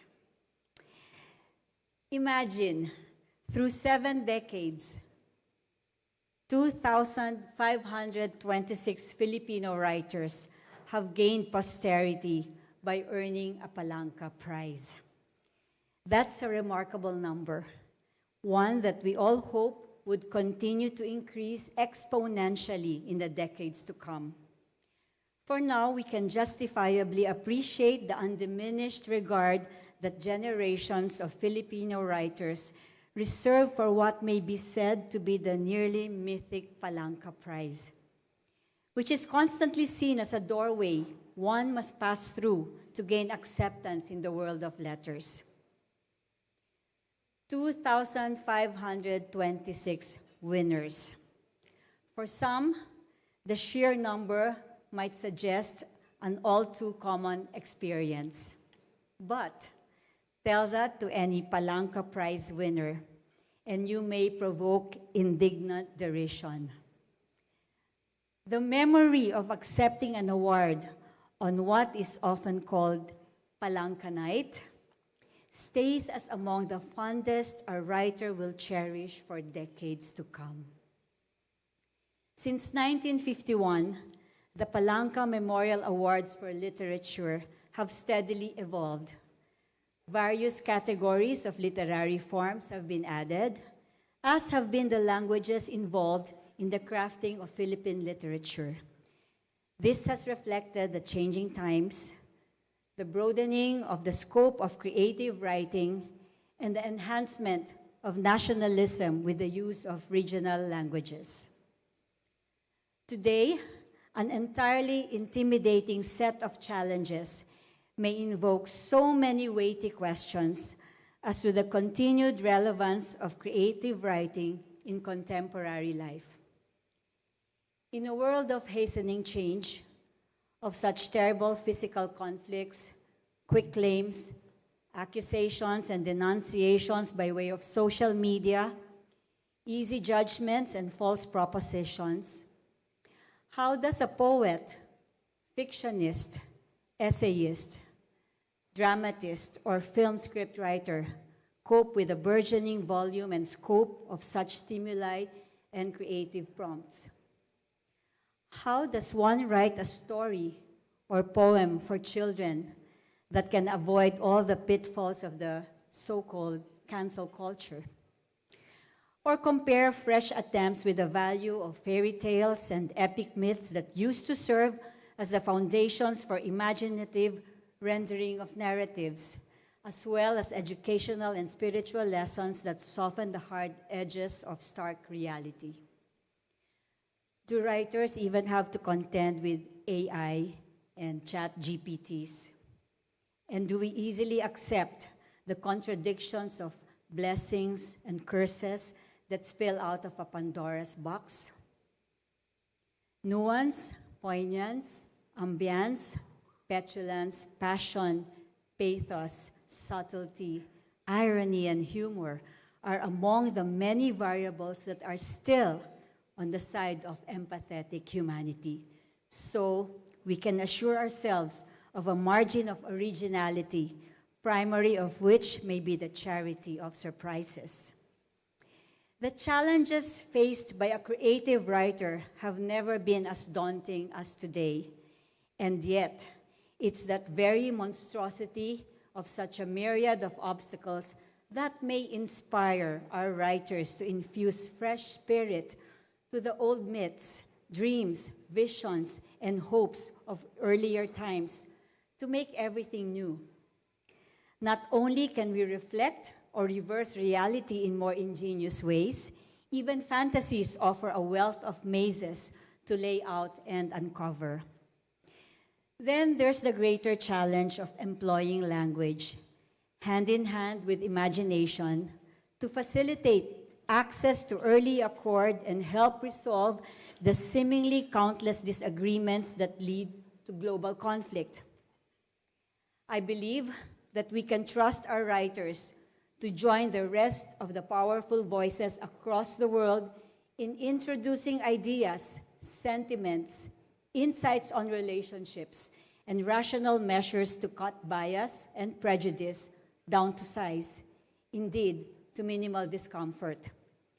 This is the way we can savor our hours more agreeably and enjoy recreation and contemplation by reading poems and stories, by appreciating literature alongside other healing arts. Finishing a manuscript can also be a prayerful activity.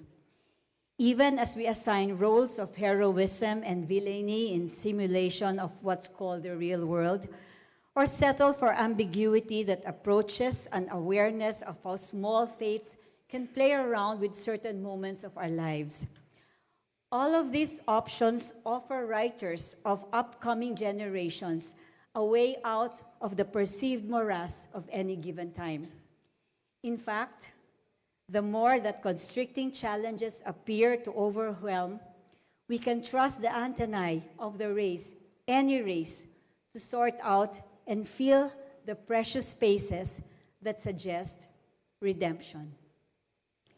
According to French philosopher and physicist Blaise Pascal, the most vital and palpable of those spaces can be found right within us.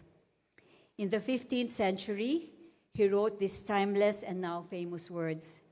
He said, and I quote, "There is a God-shaped vacuum in the heart of every man, which cannot be filled with any created thing, but only by God the Creator, made known through Jesus Christ." End quote. It was the Savior's ultimate act of redemption accomplished through the cross that enables us to pick up the broken pieces of our fallen world and write messages of hope and messages of purpose. And in our age of wars and rumors of wars in the Ukraine, in the Middle East, or wherever ignorant armies clash by night, we can look to the time when every warrior's boot used in battle and every garment rolled in blood will be destined for burning, when men will beat their swords into plowshares and spears into pruning hooks, and nation will not take up sword against nation, nor will they train for war anymore. Those words, written almost 3,000 years ago by the great Jewish prophet and scribe Isaiah, still resonate, still give us a glimpse of the impossible made possible by that redeeming act. So in our own small way, we of the Palanca Foundation, by the grace of God, will continue to offer the opportunity for Filipino writers to be on the side of redemption. Just as you hope that your efforts will someday be rewarded with recognition, rest assured that institutional support and encouragement will meet up with you and perhaps welcome you through that threshold of genuine appreciation. Welcome again to a community that seeks nothing but to redeem and preserve the best of what humanity can offer. Thank you all very much.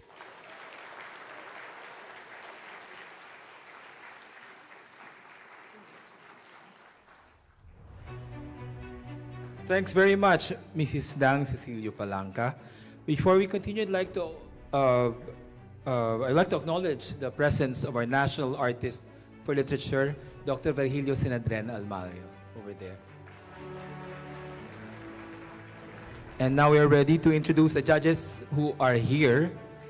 Just to save time, I will not call the people who did not make it tonight, who accepted the arduous task of anonymously evaluating the submissions to the 71st Carlos Palanca Memorial Awards for Literature this year. As mentioned by Ms. Palanca earlier, Cecilio Palanca, we have received a total of 1,405 entries in 20 regular categories. The organizers of the Palanca Awards handpicked 57 literary luminaries who have made significant contributions in their respective fields to help determine which entries merit the much coveted Palanca Awards. May I request the judge who are here right now to stand when your name is called for proper recognition. And may we also ask the audience to reserve your applause until all the judges have been named. So the judges for the Filipino division are UP College of Arts and Letters Dean Ginoong Jimuel C. Naval, Tagapangulo.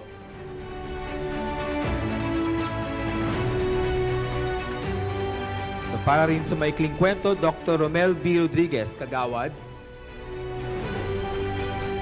At si Dr. Edgar C. Samar, Kagawad. Para sa maikling kwentong pambata, Ginoong Luis P. Gatmaytan, MD, Tagapangulo. At Ginoong June Matias, Kagawad.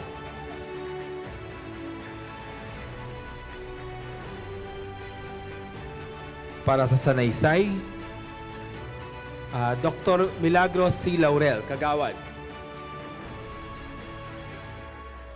Para sa tula, Dr. Michael M. Corosa, Tagapangulo. Ginoong Fidel Rillo, Kagawad.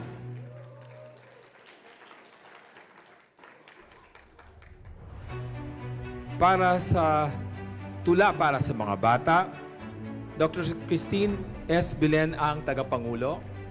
She came all the way from Baguio just to be here. She barely made it. At si Dr. Elira Salanga Toralba, Kagawad. Para sa dulang Maisang Yugto, Atty. Nicolas B. Pichay, Tagapangulo. Para sa dulang Ganap ang Haba, Dr. Jerry C. Respeto, Tagapangulo.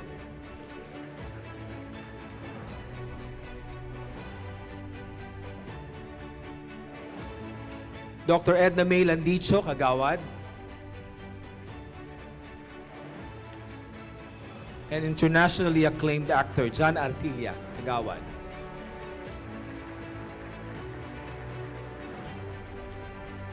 Para sa dulang pampelikula, si Ginoong Jeffrey Reyes Jiturian, Kagawad. At si Dr. David R. Corpus, Kagawad. The judges for the English division are, for short story, Dr. Butch Dalisay, chairperson for short story. For short story for children, Miss Grace D. Chong, chairperson.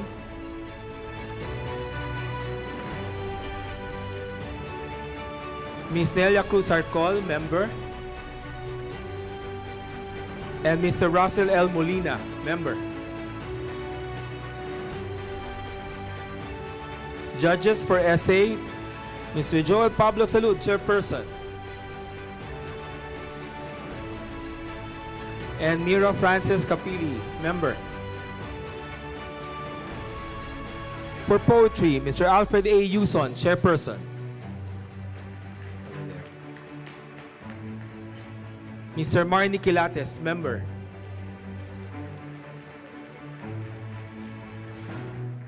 For poetry written for children, Ms. Neni Santa Romana Cruz, chairperson. For one-act play, Mr. Rodolfo Vera, chairperson.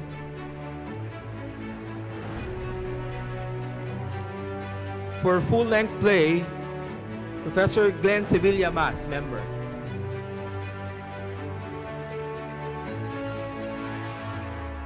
The judges for Regional Language Division are present tonight For short story Cebuano, Professor Ralph Semino Galan, chairperson.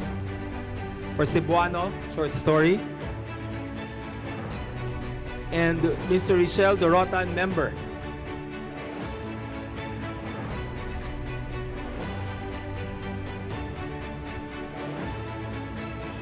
And the judges for the Kabataan Division, Sanaysay and SAR, Chairperson Dr. Edson A. Fermin. Again, let us give our judges in this year's competition the big round of applause, their hard work and dedication. Ensure that we'll be giving due credit and recognition to the literary prodigies who contribute to the cultivation and proliferation of Philippine literature. And now we will proceed to what we've all been waiting for. We will proceed to the awarding of the winners of the 71st Carlos Palanca Memorial Awards for Literature.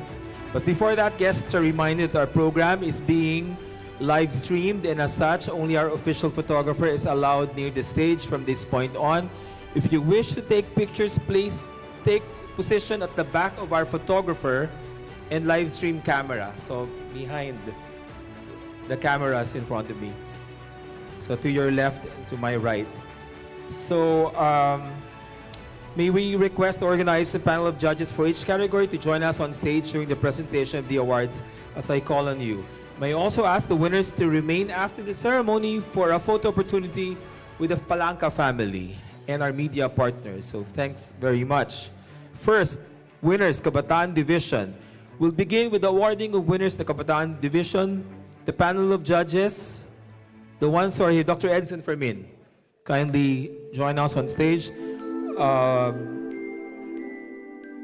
Along with Mr. Carl Anthony S. Palanca and Ms. Ann Nicole Palanca and Mrs. Nemesha Bermeo for the presentation of the awards. Established in 1998, the Kabataan category provides an opportunity for the country's youth to develop and hone their writing skills, thereby involving them in the shaping of Philippine literature. This year's theme is, sa pagsulong mula sa pandemya, ano ang pinakamabigat na isyong pumapalibot sa kalusugan ng isip ng ating mga kabataan at paano makakatulong ang lipunan at pamahalaan na tugunan ang mga ito para sa kaunlad kabubuti ng ating nakababatang henerasyon for the Kabataan Sanaysay. And, emerging out of the pandemic, what are the most pressing issues surrounding mental health among the youth? And how can society and government help in addressing these concerns for the growth and well-being of a younger generation for the Kabataan essay? So we'd like to request the winners to come up on stage and receive your prize once your name is called. Para sa Kabataan Sanaysay, ang nagwagi na ikatlong gantimpala ay si Binibining Glorious Savannah Excellency Alesna para sa akdang Sa Panahon ng Bagabang at Balisa, paghagilap sa pirapirasong retaso ng hinahon at paghinga.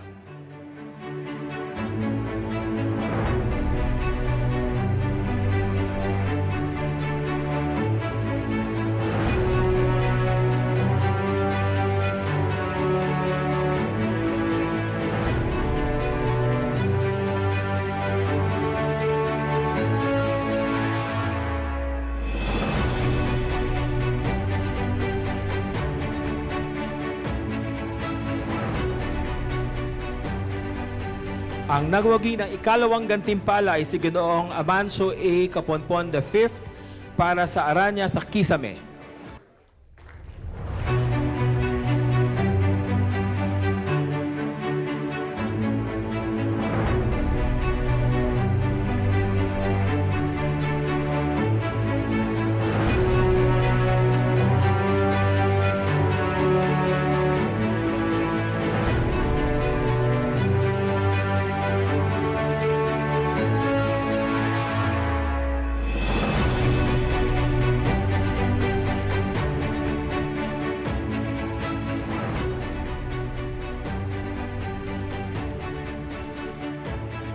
Walang nagwagi ng unang gantimpala para sa kategoryang Kabataan Sanaysay. Sa aming malugod na pagbati, ang aming malugod na pagbati sa ating mga nanalo sa kategoryang Kabataan Sanaysay. For Kabataan Essay, the third prize is awarded to Miss Rain Christine de la Peña for 5 minutes. 5 more minutes, please.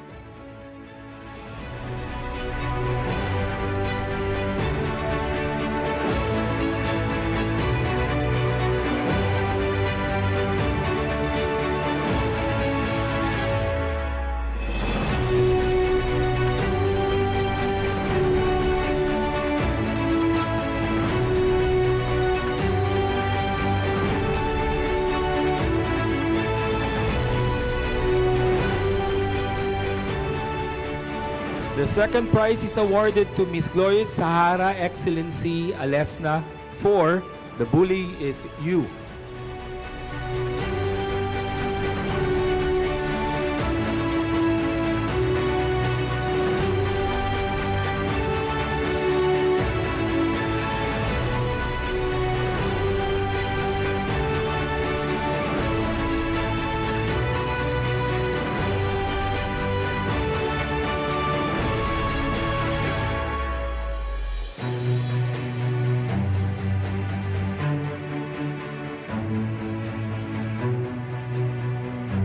And the first prize is awarded to Mr. Francis Roberto San Antonio Sevillana for living on play in a world on pause.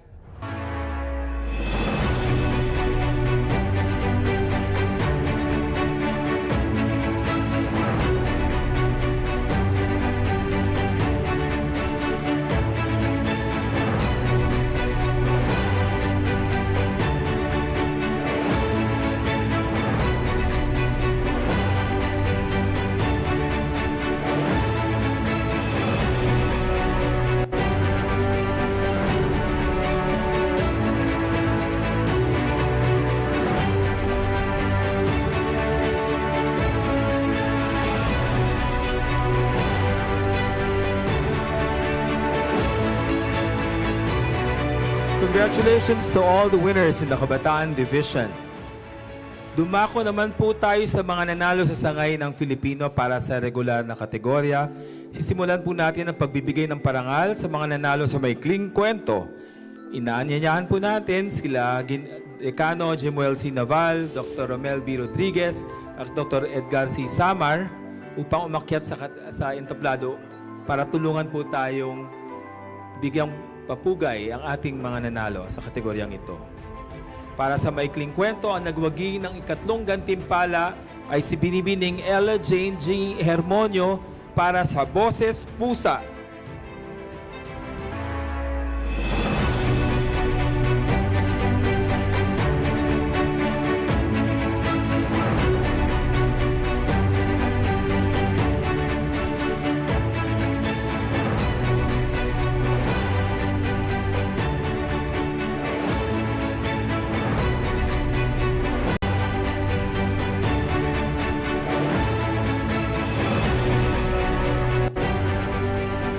Ang nagwagi naman po na ikalawang gantimpala ay si Ginoong J. Jomar F. Quintos para sa Buwaya. He is currently in New Zealand doing his PhD.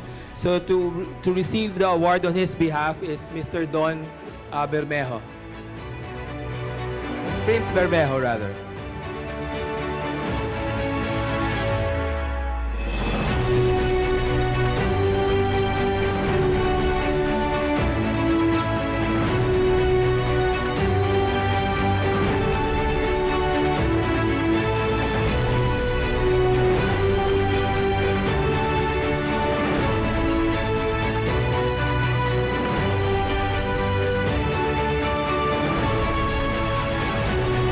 At ang nagwagi ng unang gantimpala ay si Palanca Hall of Famer Peter Solis Neri para sa kanyang obrang pinangmatang Ang Taritik.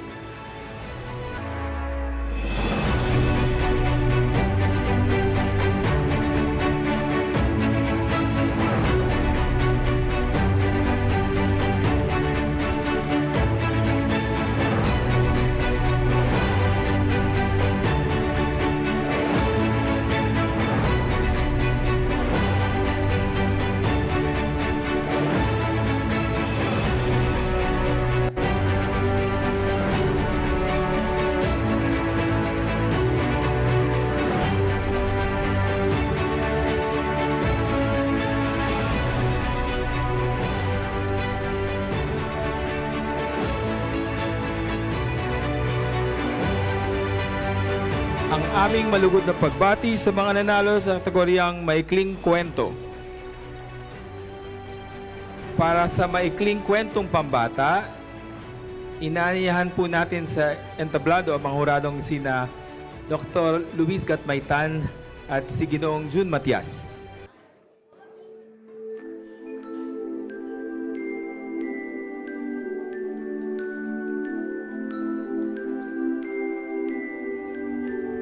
Ang nagwagi na ikatlong gantimpala ay si Binibining Iza Maria G. Reyes para sa Babasagin, Babasagin.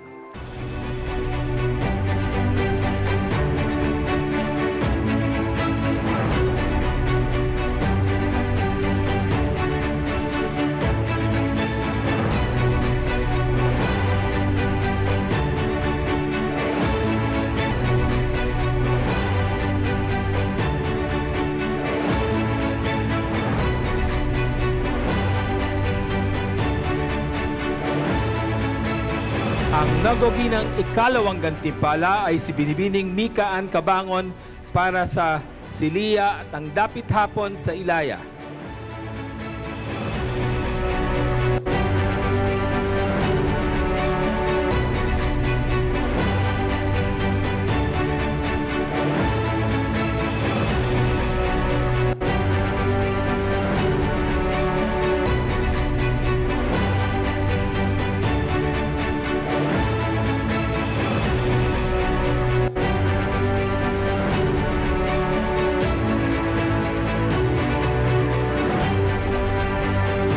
Ang nagwagi ng unang gantimpala ay si Ginoong J. Lord S. Losabia para sa kanyang obra pinamagatang Si Toyo at Si Suka.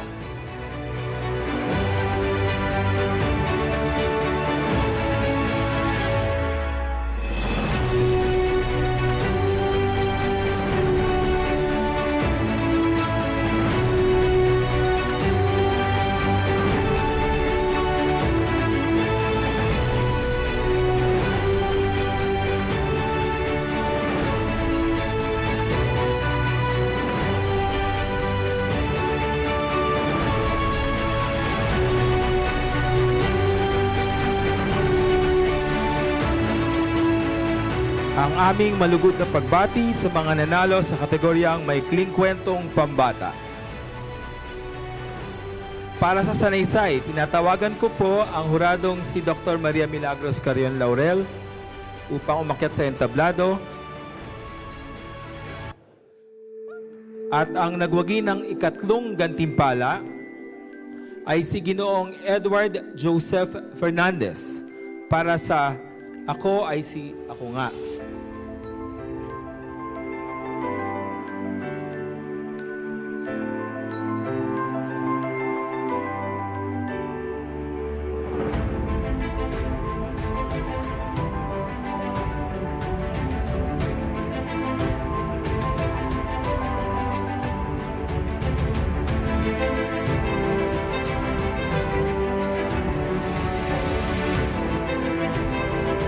Ang nagwagi naman po ng ikalawang gantimpala ay si Ginoong Al Joseph A. Lumen para sa Auslander, mga danas sa Alemanya. At para tumanggap ng kanyang gantimpala ay ang kanyang inang si Ginang Wenli Lumen.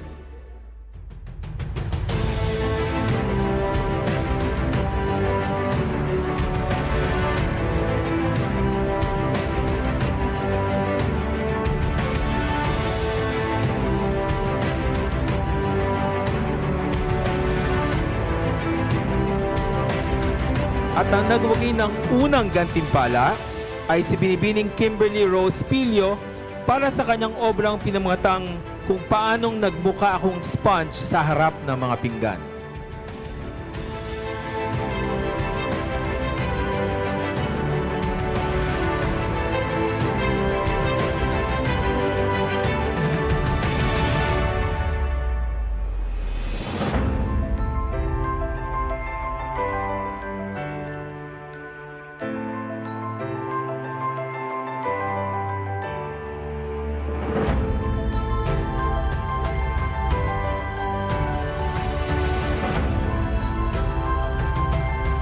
Aming malugod na pagbati sa mga nanalo sa kategoryang sanaysay.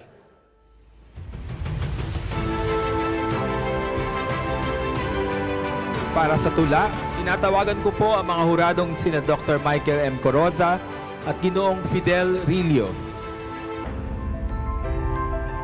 Ang nagwagi ng ikatlong gantimpala ay si Dr. Ralph Lawrence G. Fonte para sa Ex Novo Mundo.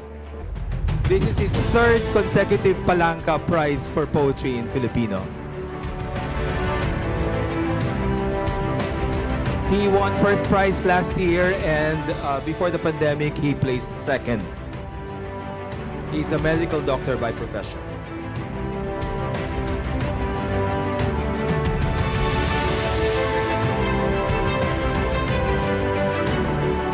Ang lawagi naman ng ikalawang gantimpala ay si Ginoong Rogelio de la Rosa Jr. para sa Ang Hindi Maiwasang Patlang.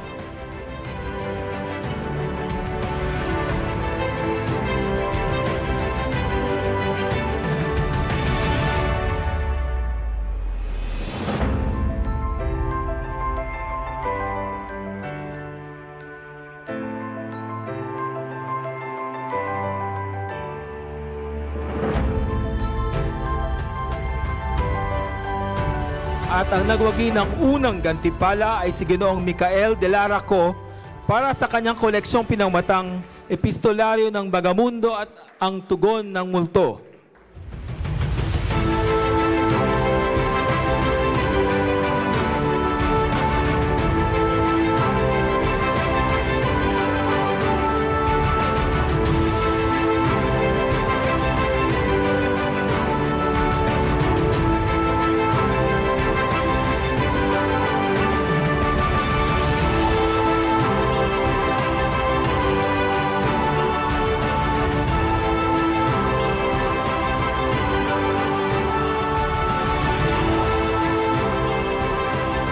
Aming malugod na pagbati sa mga nanalo sa kategoryang tula. Para sa tula para sa mga bata, tinatawagan ko po ang mga huradong sina Dr. Christine S. Belen at si Dr. Elira Salanga Toralba upang umakyat sa entablado.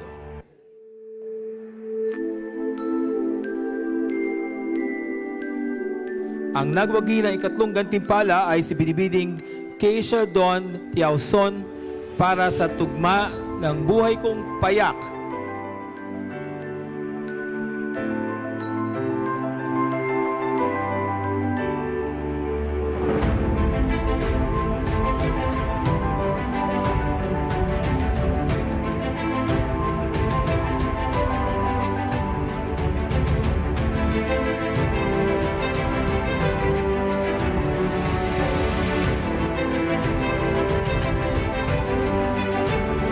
Ang nagawagi naman ng ikalawang gantimpala ay si Ginoong Genaro Argojo Cruz para sa Ako, Mga Tulang Pambata.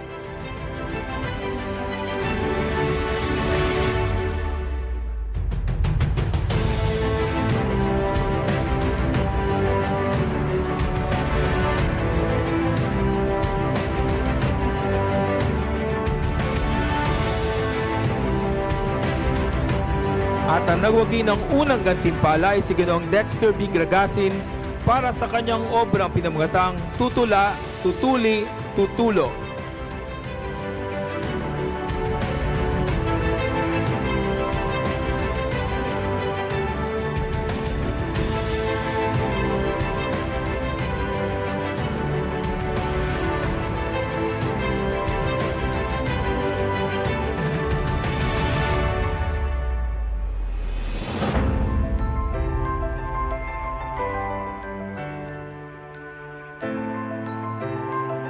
Aming malugod na pagbati sa mga nanalo sa kategoryang tula para sa mga bata. Para sa dulang may isang yugto, tinatawagan ko po si Attorney Nicolas B. Pichay upang umakyat sa entablado.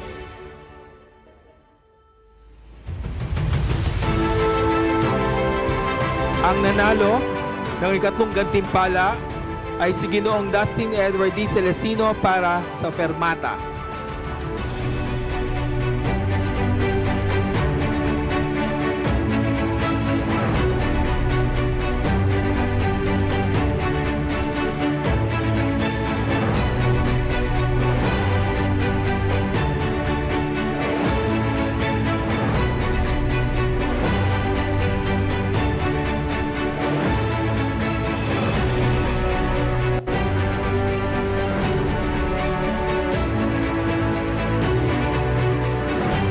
Ang nagwagi na ikalawang gantimpala ay si Ginoong Dan Ian Paulo Marisposque para sa The Divine Family.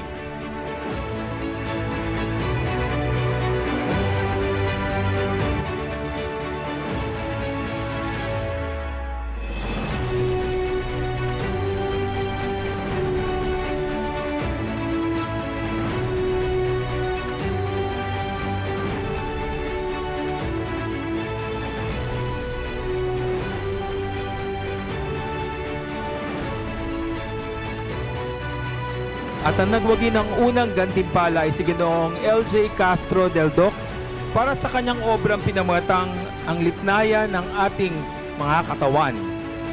At para tumanggap ng kanyang gantimpala ay si Ginoong Kevin Lazaro.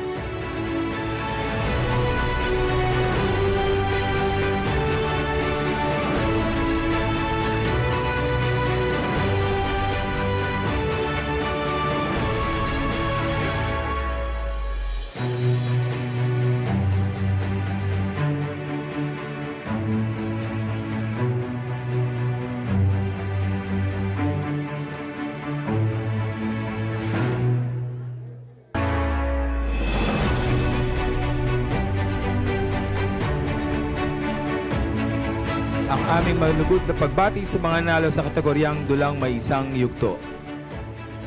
Para sa dulang ganap ang haba, nais ko pong tawagin ang mga huradong sina Dr. Jerry Respeto, Dr. Edna Milandicho, at Ginoong Jana Arcilia upang umakyat sa entablado.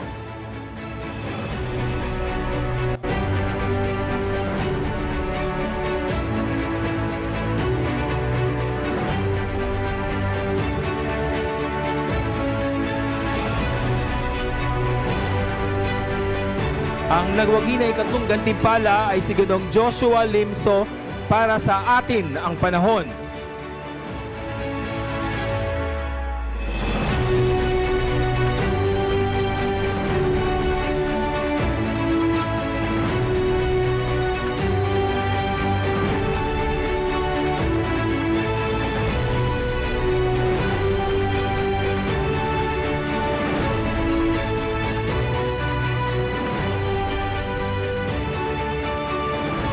Ang nagwagi ng ikalawang gantimpala ay si Ginoong Christian R. Valles para sa Pingkian.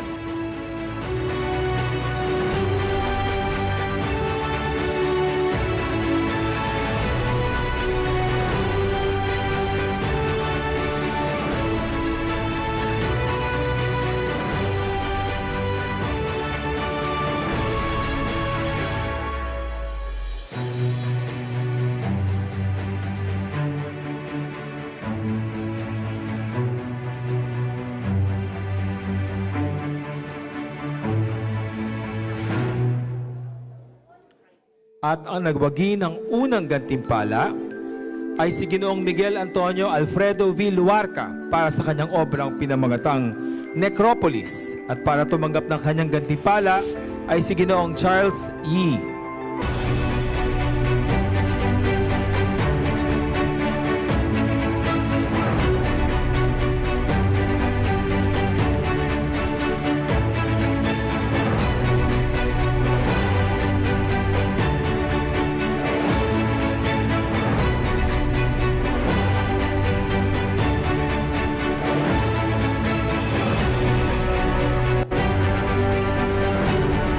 Aming malugod na pagbati sa mga nanalo sa kategoryang dulang ganap ang haba.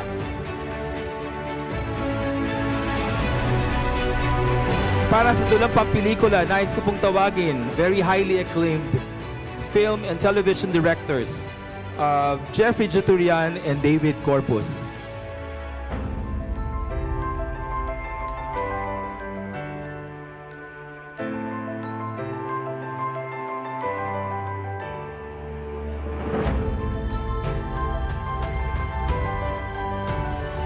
Ang nagwagi na ikatlong gantimpala ay si Ginoong Raymond T. Barcelon para sa Becky Naman.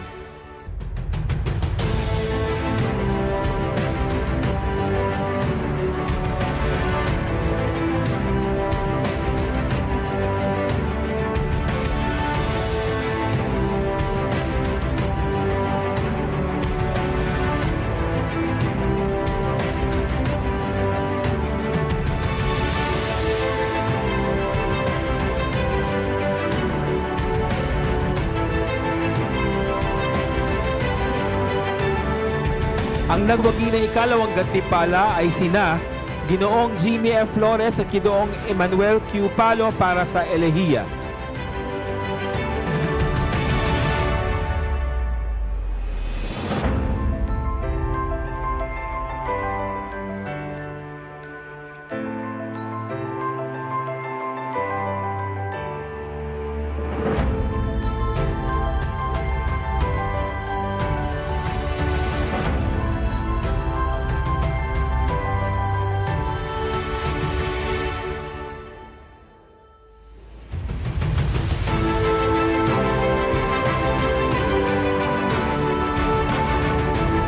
At ang nagwagi ng unang gantimpala ay si Ginoong Jonathan P. Horilla para sa kanyang obrang pinamagatang Love Child.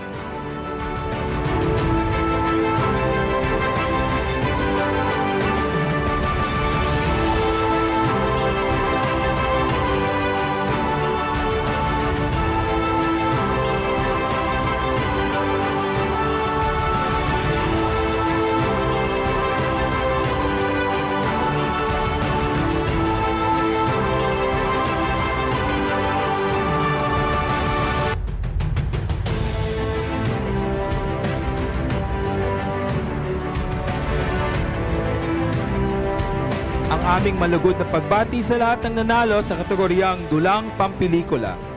Thank you awardees, judges, and honorable presenters.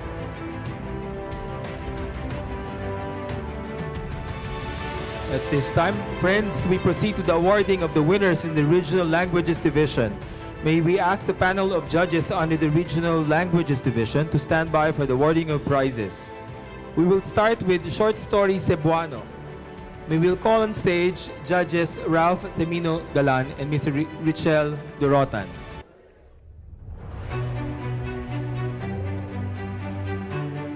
The third prize is awarded to Mr. C.D. Borden for Alindasay.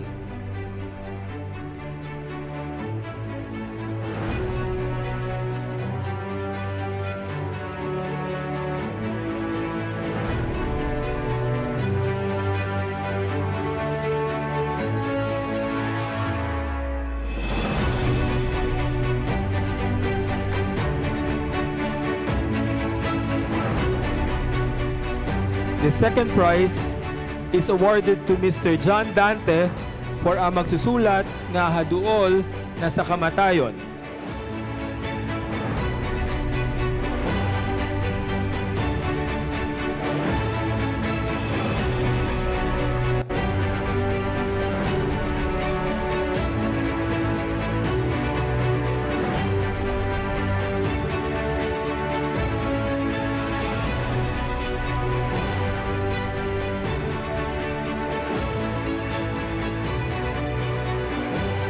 And the first prize is awarded to Miss Naljenica MC for masterwork entitled Lenteng Pilokilay.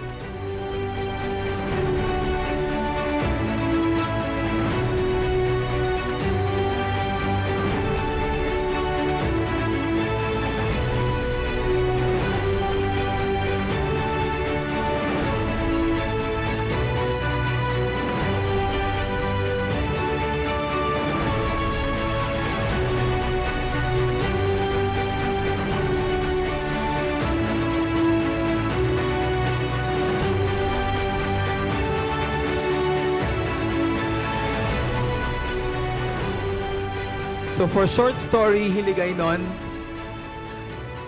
the third prize is awarded to Mr. Serafin Plotria for Puno Sang Aligot-got.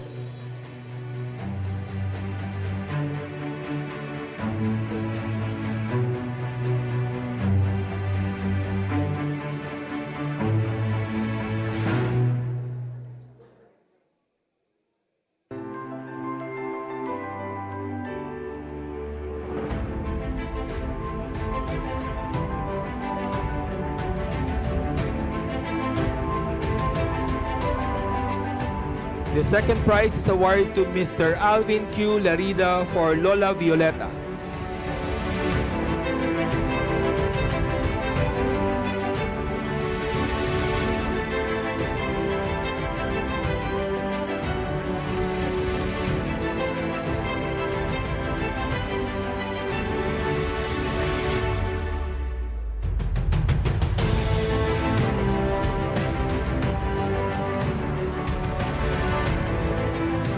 And the first prize is awarded to Mr. Richie D. Pagunsan for his masterwork entitled Kauhaw sa Ting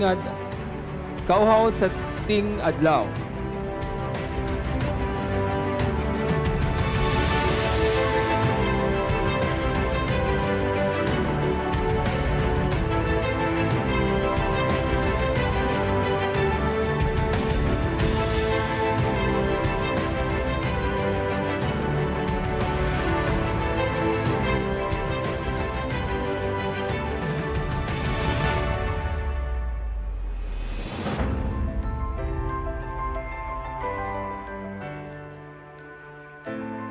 For short story Ilocano, the third prize is awarded to Mr. Clarito de Francia for Piglatan.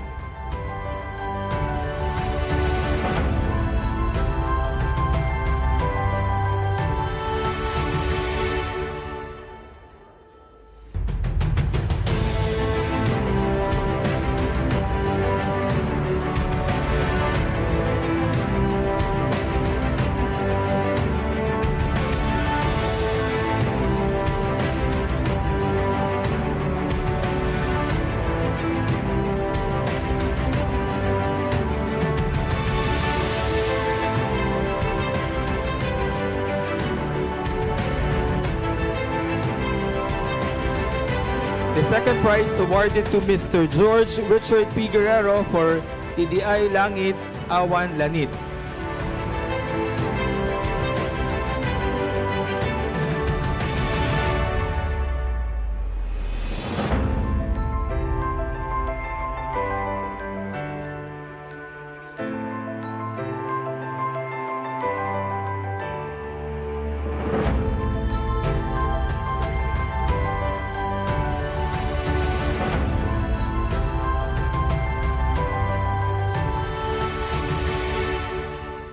And the first prize is awarded to Mr. Rodolfo D. Agatep Jr.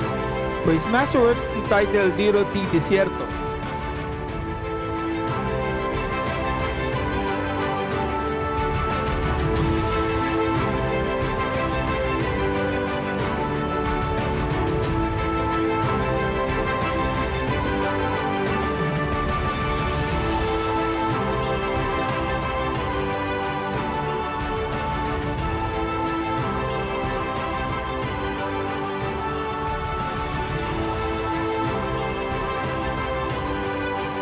Congratulations to all the winners in the Regional Languages Division.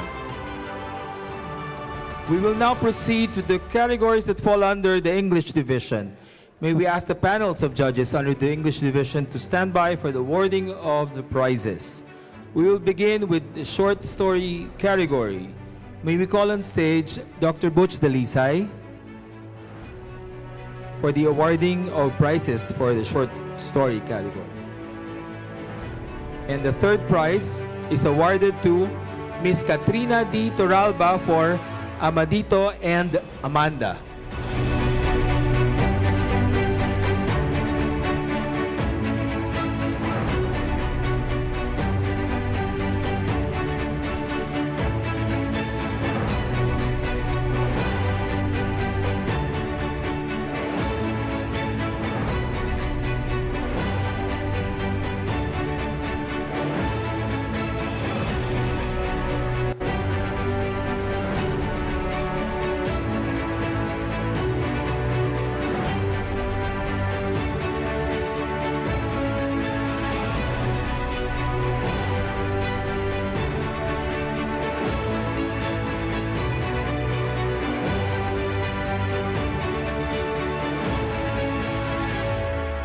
The second prize is awarded to Mr. Ian Rosales Casocot for Don't Follow Me, I Don't Even Know Where I'm Going. He flew all the way from Dumaguete just to be here tonight.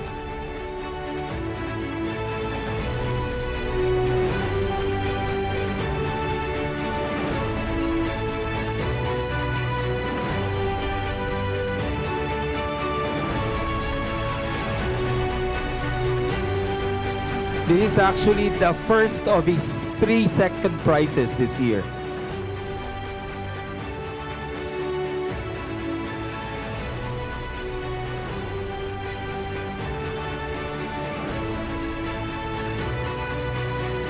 And the first prize awarded to Mr. Exiabola for his masterpiece entitled Vile Creatures.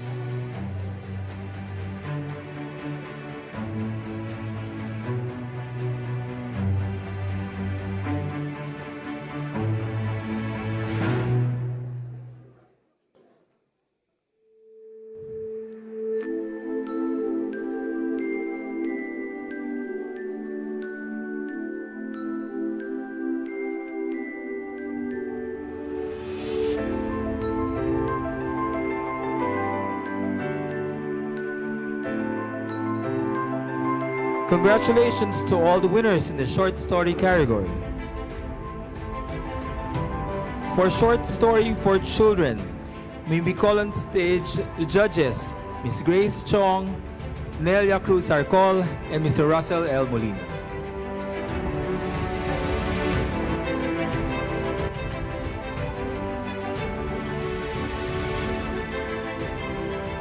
The third prize is awarded to Miss Elvie Victonette B. Razon Gonzalez for the Race to Uswag.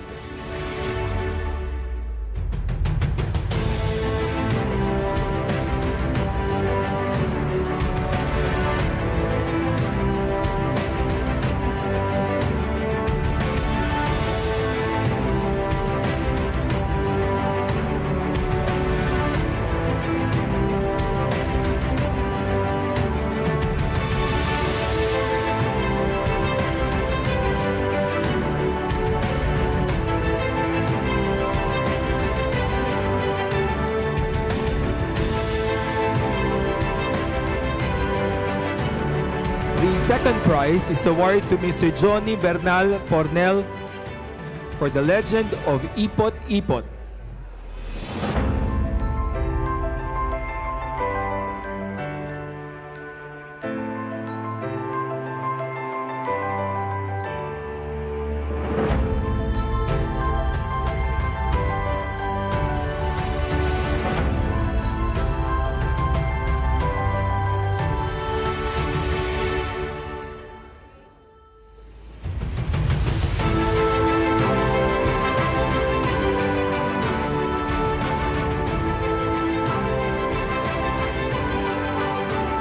There is no first prize winner in the short story for children category.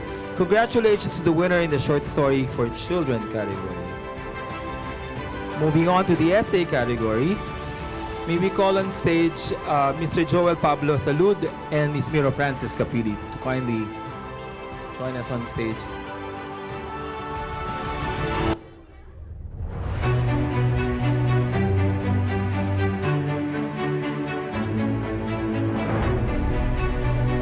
The third prize is awarded to Ms. Francine Medina Marquez for normalizing survival.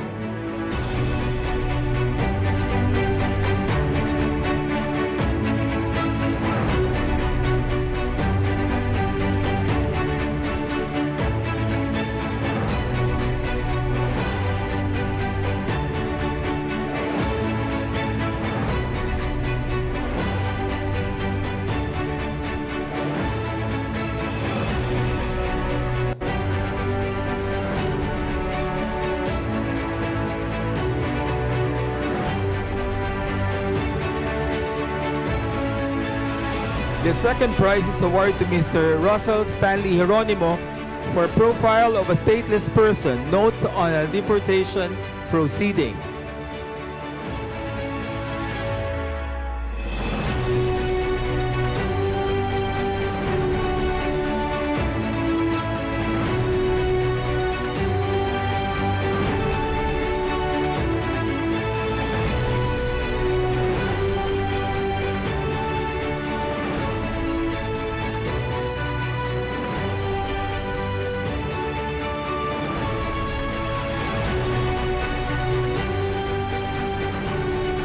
And the first prize is awarded to Mr. Rio Renato Pulido Constantino for his masterpiece, The Year of the Periwinkle.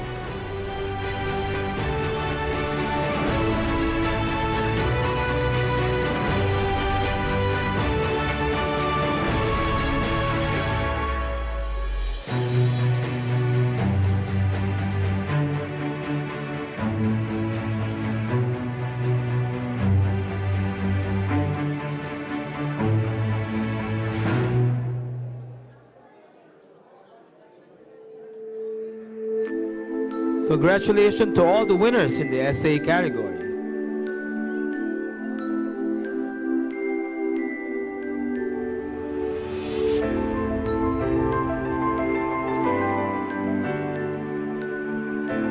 For poetry, may we call on judges Alfred A. Yuson and Marnie Quilates to kindly join us on stage.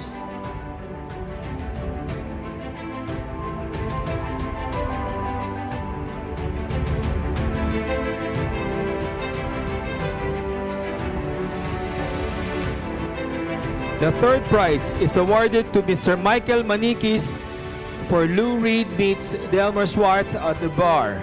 And because Mr. Manikis is based in the United States, to receive the award on his behalf is his brother, Mr. Mark Manikis.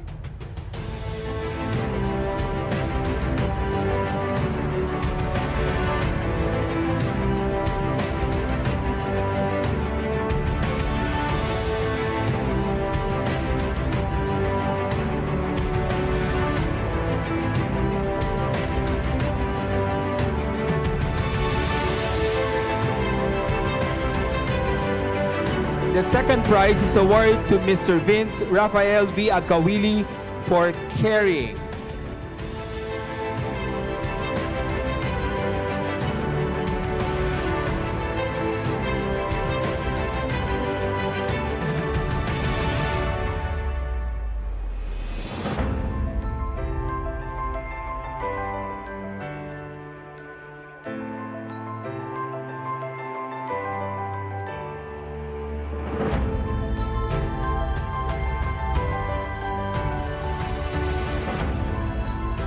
And the first prize is awarded to Miss Patricia Maria, or we call her Trish, Shichikura for her masterpiece collection, Translating Wildfires.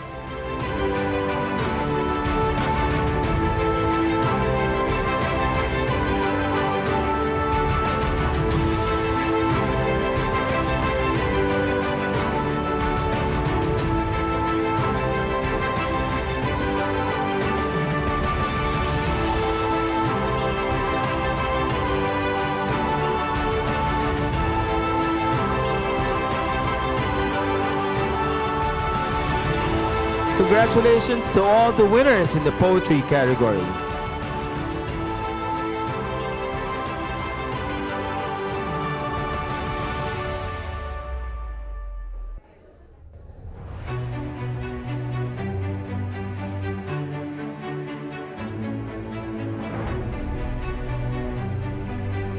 Thank you very much for poetry written for children.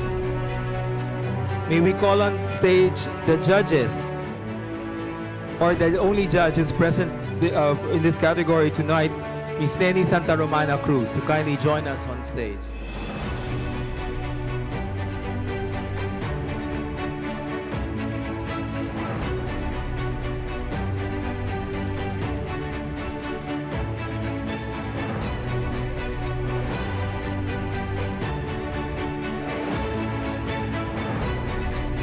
The third prize is awarded to Ms. Simone Marie Sales for Paper Planes.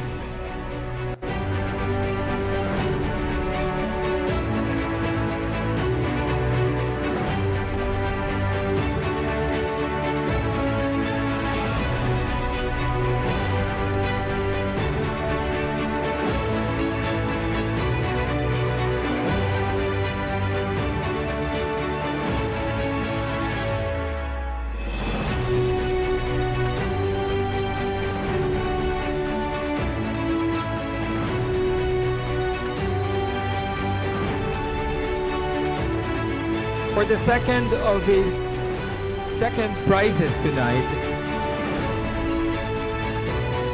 So the second prize award to Mr. Ian Rosales Kasokot for Bisaya for All That We Gugma.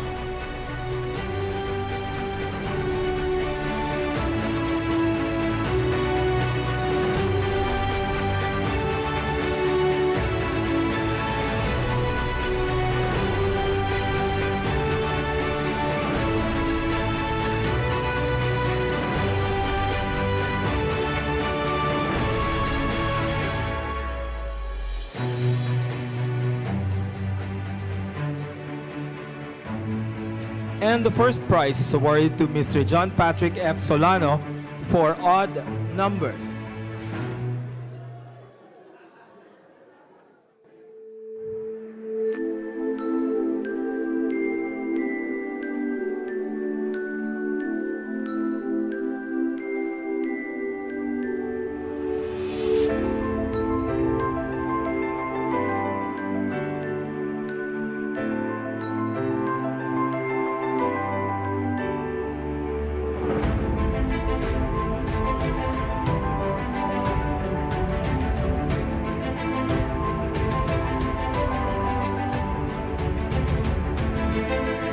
For one-act play, we call on stage Judge Rodolfo Vera to kindly join us on stage.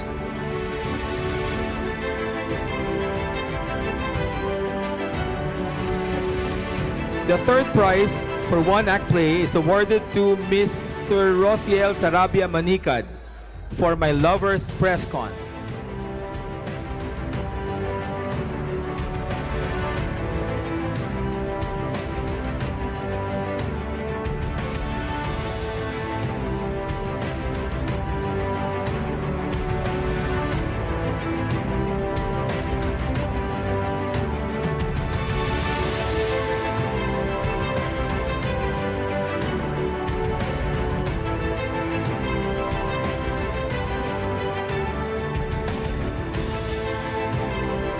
For the third of his second prizes this evening, the second prize is awarded to Mr. Ian Rosales Casocot for The Midsummer of Manuel Argilia.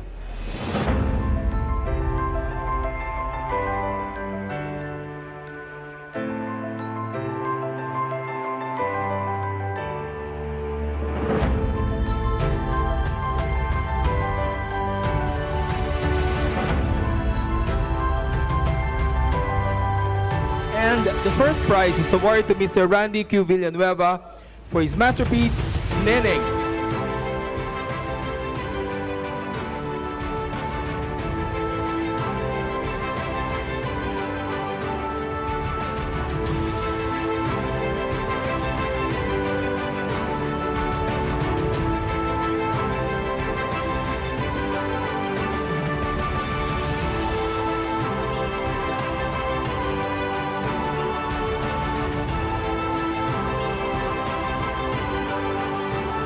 Congratulations to all the winners in the one-act play category. For full-length play, may we call on stage Professor Glenn Sevilla Mas.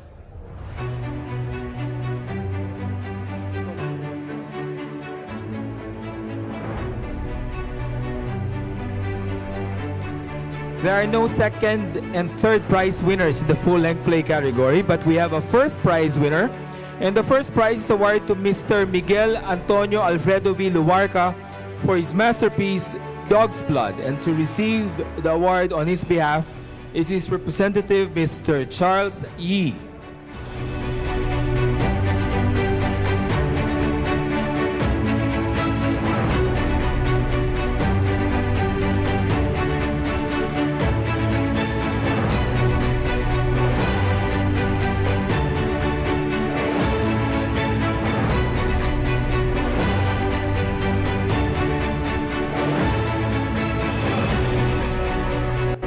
Congratulations to the sole winner in the full-length play category. Ladies and gentlemen, again, round of applause to all the winners of the 71st Carlos Palanca Memorial Awards for Literature. Congratulations. And that concludes our program for tonight. Our warmest congratulations to all the winners in this year's competition. May we now request all winners to come up on stage for a photo opportunity. We would like to request Mrs. Criselda Dang Cecilio Palanca, Mr. Carlos Palanca IV, Mr. Carl Anthony S. Palanca, Mrs. Anne Nicole C. Palanca, and Mrs. Silvia Palanca Quirino to come on stage for the photo. Bar service is now resumed. Enjoy the rest of the evening. Mabuhay po ang Palanca family, mabuhay po ang Carlos Palanca Awards for Literature, mabuhay po ang mga panitikan sa Pilipinas. Maraming salamat po. Once again, all the winners kindly join on stage. There will be a photo opportunity with members of the Palanca family.